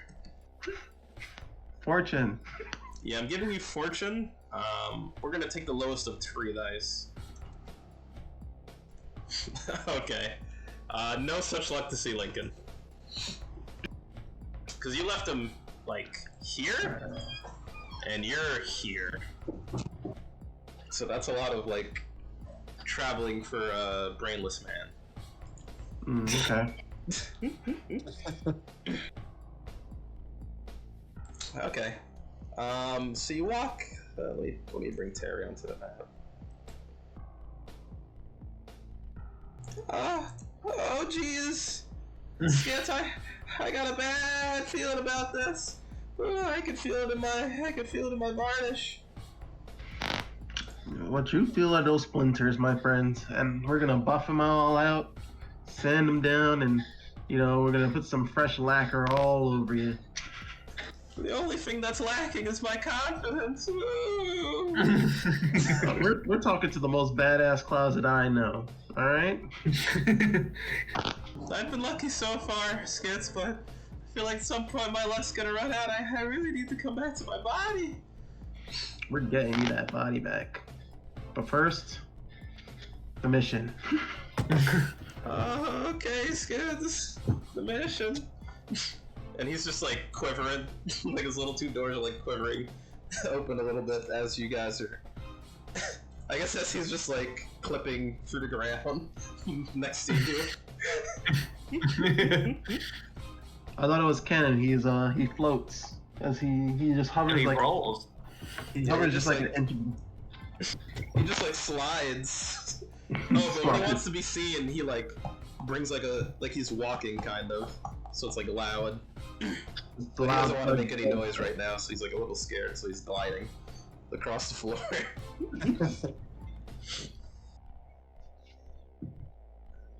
Okay, you guys are up in front of the Dimmer Sisters' door, and I guess oh no, wait, actually she didn't want you to bring the body to the Dimmer Sisters, so you could go to that, I guess, like secret location that she wanted to. So let me describe this location a little bit. It's not within like the Dimmer Sisters territory. If anything, it's a little close to the Red Sashes actually. And yeah, I guess Lewis Lincoln actually is a little closer. Ooh, a little sweaty right now.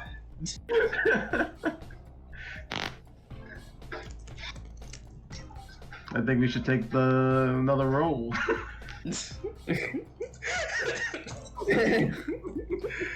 You're pushing your luck, Skits. All right, I'll take off the lowest roll from that last roll, and it's 2. So. I think we need a new roll. This is a different location. Alright, Skits. I'm not going to Alright, Let's go. Let's just keep going. No, if you want to do it. Everyone else did, so if you want to, you can roll that fortune roll. Just do a fortune roll with no bonus dice.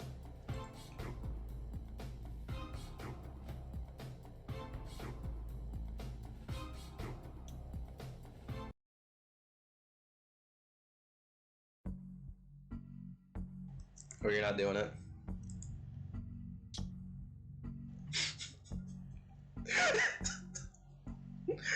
You could swear you hear like some kind of like groaning off in the distance. You're not too sure, but you are near like a very I guess a lot of people around here are like kind of doing drugs, or not doing drugs. I guess they're getting off of drugs, so they're like having like sugars as they're like recovering.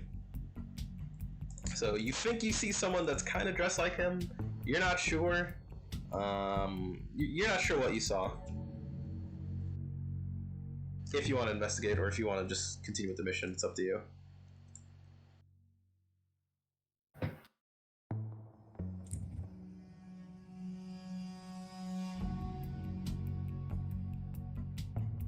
Do you want to investigate, Skits? I'll hunt. Give me that hard roll.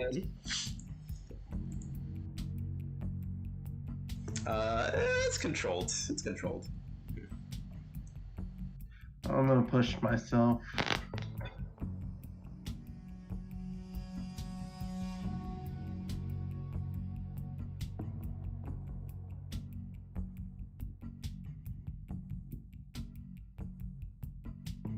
Damn! Alright, Skits. You're looking for all these people that are going through rehabilitation from, I guess, that new drug that the Red Sashes have doled out. And you see that there's like, I guess it's a bunch of like former drug addicts. They seem cold and shivery. And then like, you double take, you see one that's like wearing Luminous Lincoln's suit. You're like, that can't be, that's clearly not him. It's a little like torn up, messed up. Barely like hang off the guy's body. And then you're like looking at all these people, like as you're like walking down these alleyways. They're like shivering. And you're like kind of moving a lot. They're kind of like rolled over onto the side. Then you see like a few of them like turn over. And then as they turn over, you see something that shakes you to your very core, Skits. They all have holes in their heads. It's an outbreak.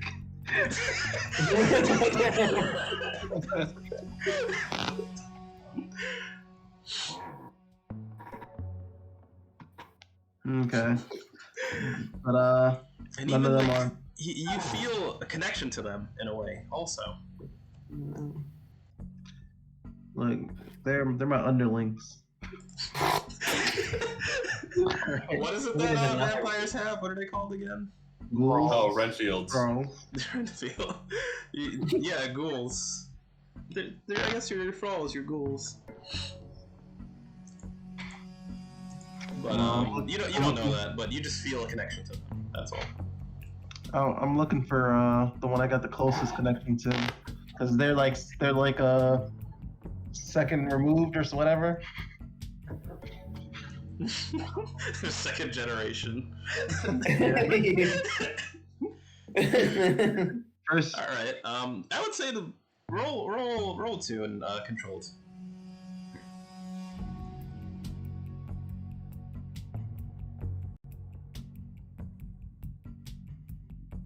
I'll make it desperate.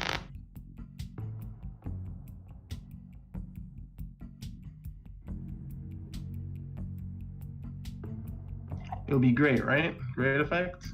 Since controlled, you would make it risky, and then it would be great. Yeah.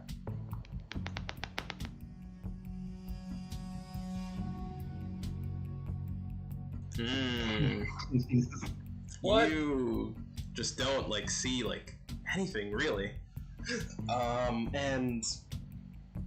But Skits, one thing that you didn't like really see, because you were so focused on the ground, you never really looked up. There's so many crows. There's just so many crows in the sky. Oh, man. And they all like descend. They descend on like the bodies, and you see them like reaching, like kind of like nibbling in and like reaching into I guess reaching into these brains, right? And they're like pulling out like worms, but these worms, they're not like physical, you can tell. And normally these crows, they're very loud. They make a lot of noise. But these ones, they're quiet, mute almost, completely silent. And they're just eating these worms out of their brains. And then Skits, one dive bombs like towards your head, and it starts like pecking at your head, and it's just like harrying you. And Skits, it's just like so aggressive. I kill it. You're gonna take level 1 harm from this crow that's just like biting at you. I kill it as soon as it comes at me. Well, you're gonna take this level 1 harm, but I guess you could go ahead and try and kill it. You could roll a tune, or hunt, I guess.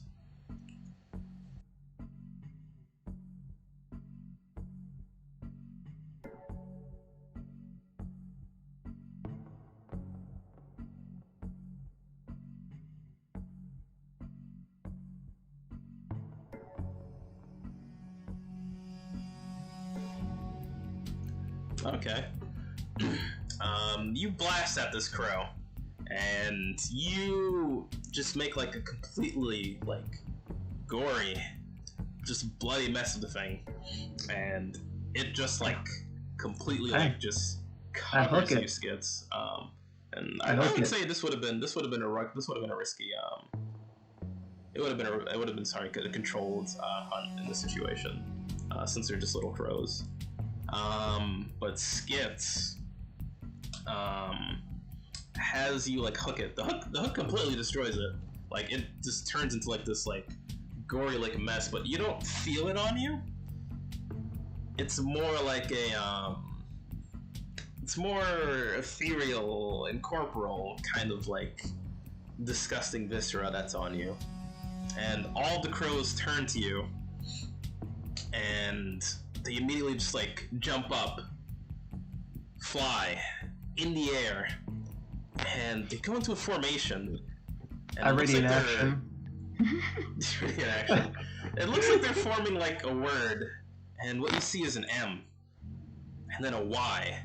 Like they're like writing out letters. Like it was an M, and then it's a Y, and then it's a P, and then it's an R, and then it's an E, and then it's a Y. And then after a while, it turns into like an arrow, and it points at you. And then the birds disperse, and it looks like they're trying to fly away. You know what? When they turn into the arrow, that's when I strike. I hit the whole flock with a thunderous boom. You're gonna use your Yep. Okay, your Tempest. All right. So you fry all these birds, and they all like fall to the ground. Some of them still had worms in their mouths, and they're trying to like crawl back into their hosts.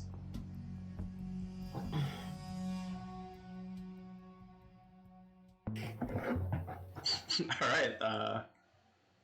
What are you gonna do, Skits? You see all these crows are just on the ground, fried, and the worms are crawling back into their bodies, into these empty bodies.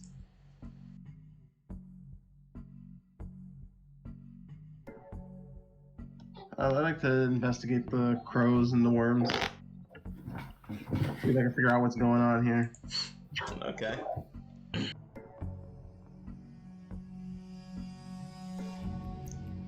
Roll a tune.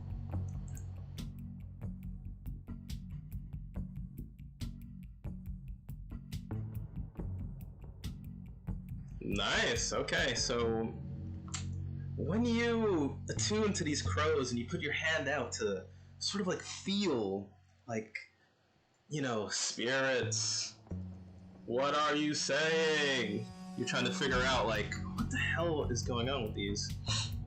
And then like a bunch of memories just like flash in your head, like a bunch of images like at a time, just boom, boom, boom, boom, boom, like a slideshow. It's really fast and really epileptic.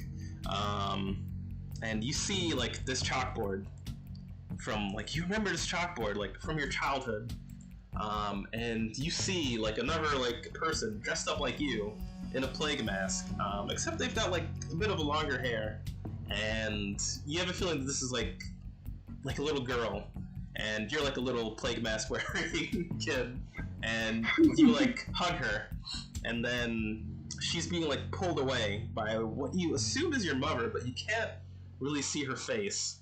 And then she's being pulled into this this carriage, and in the carriage, you see this just finely dressed Kenku looking at you as you, like, your sister, or I mean, as this girl is like pulled away, this little girl,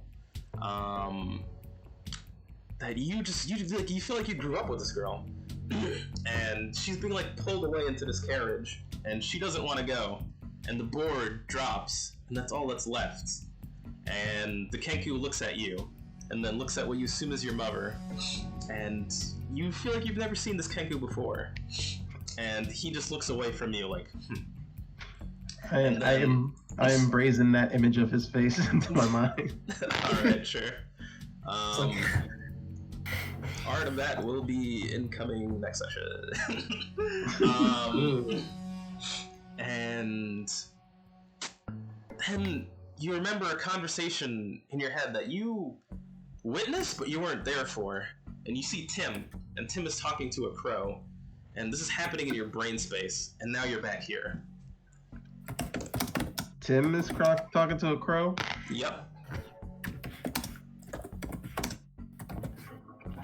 Alright, so I'm back from my brain space into the real world. Yeah, you're back into the real world. First thing I do is I stomp on some birds just to make sure they're dead. They're certainly sons of definitely bitches. dead. Like, you Very dumb dead sons of crows. bitches. And after I'm done with that, I'm like, you better not betray me, Tim, for any of these damn crows. And Tim's just like, You see what I do to these birds, alright? Imagine if they were traitors. It'd be worse. it's like, I hate birds. They're a natural predator, man. Yeah. Do me a favor, open up for a second. Head in here, please. And as he opens up, I kick the Kenku in the face.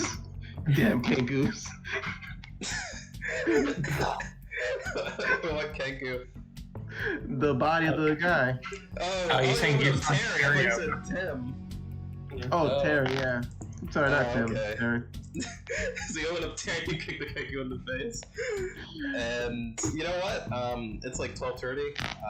I'd say with that, Skits, I think we'll end there and finish off your part next session. Okay. Ooh, some flashback moves here. Who's Skits' real father? Or is this got a half sibling? Goddamn birds. Ham's his father. Remember- Yeah. He's twin's twin. Didn't somebody say that there was a rumor that Skits' mom was fucking Joey Feathers? Allegedly, but you know, we'll find out in the future. And maybe what's her face is Skits' like half sister or something. On Blades Oh, of the and I Dark. want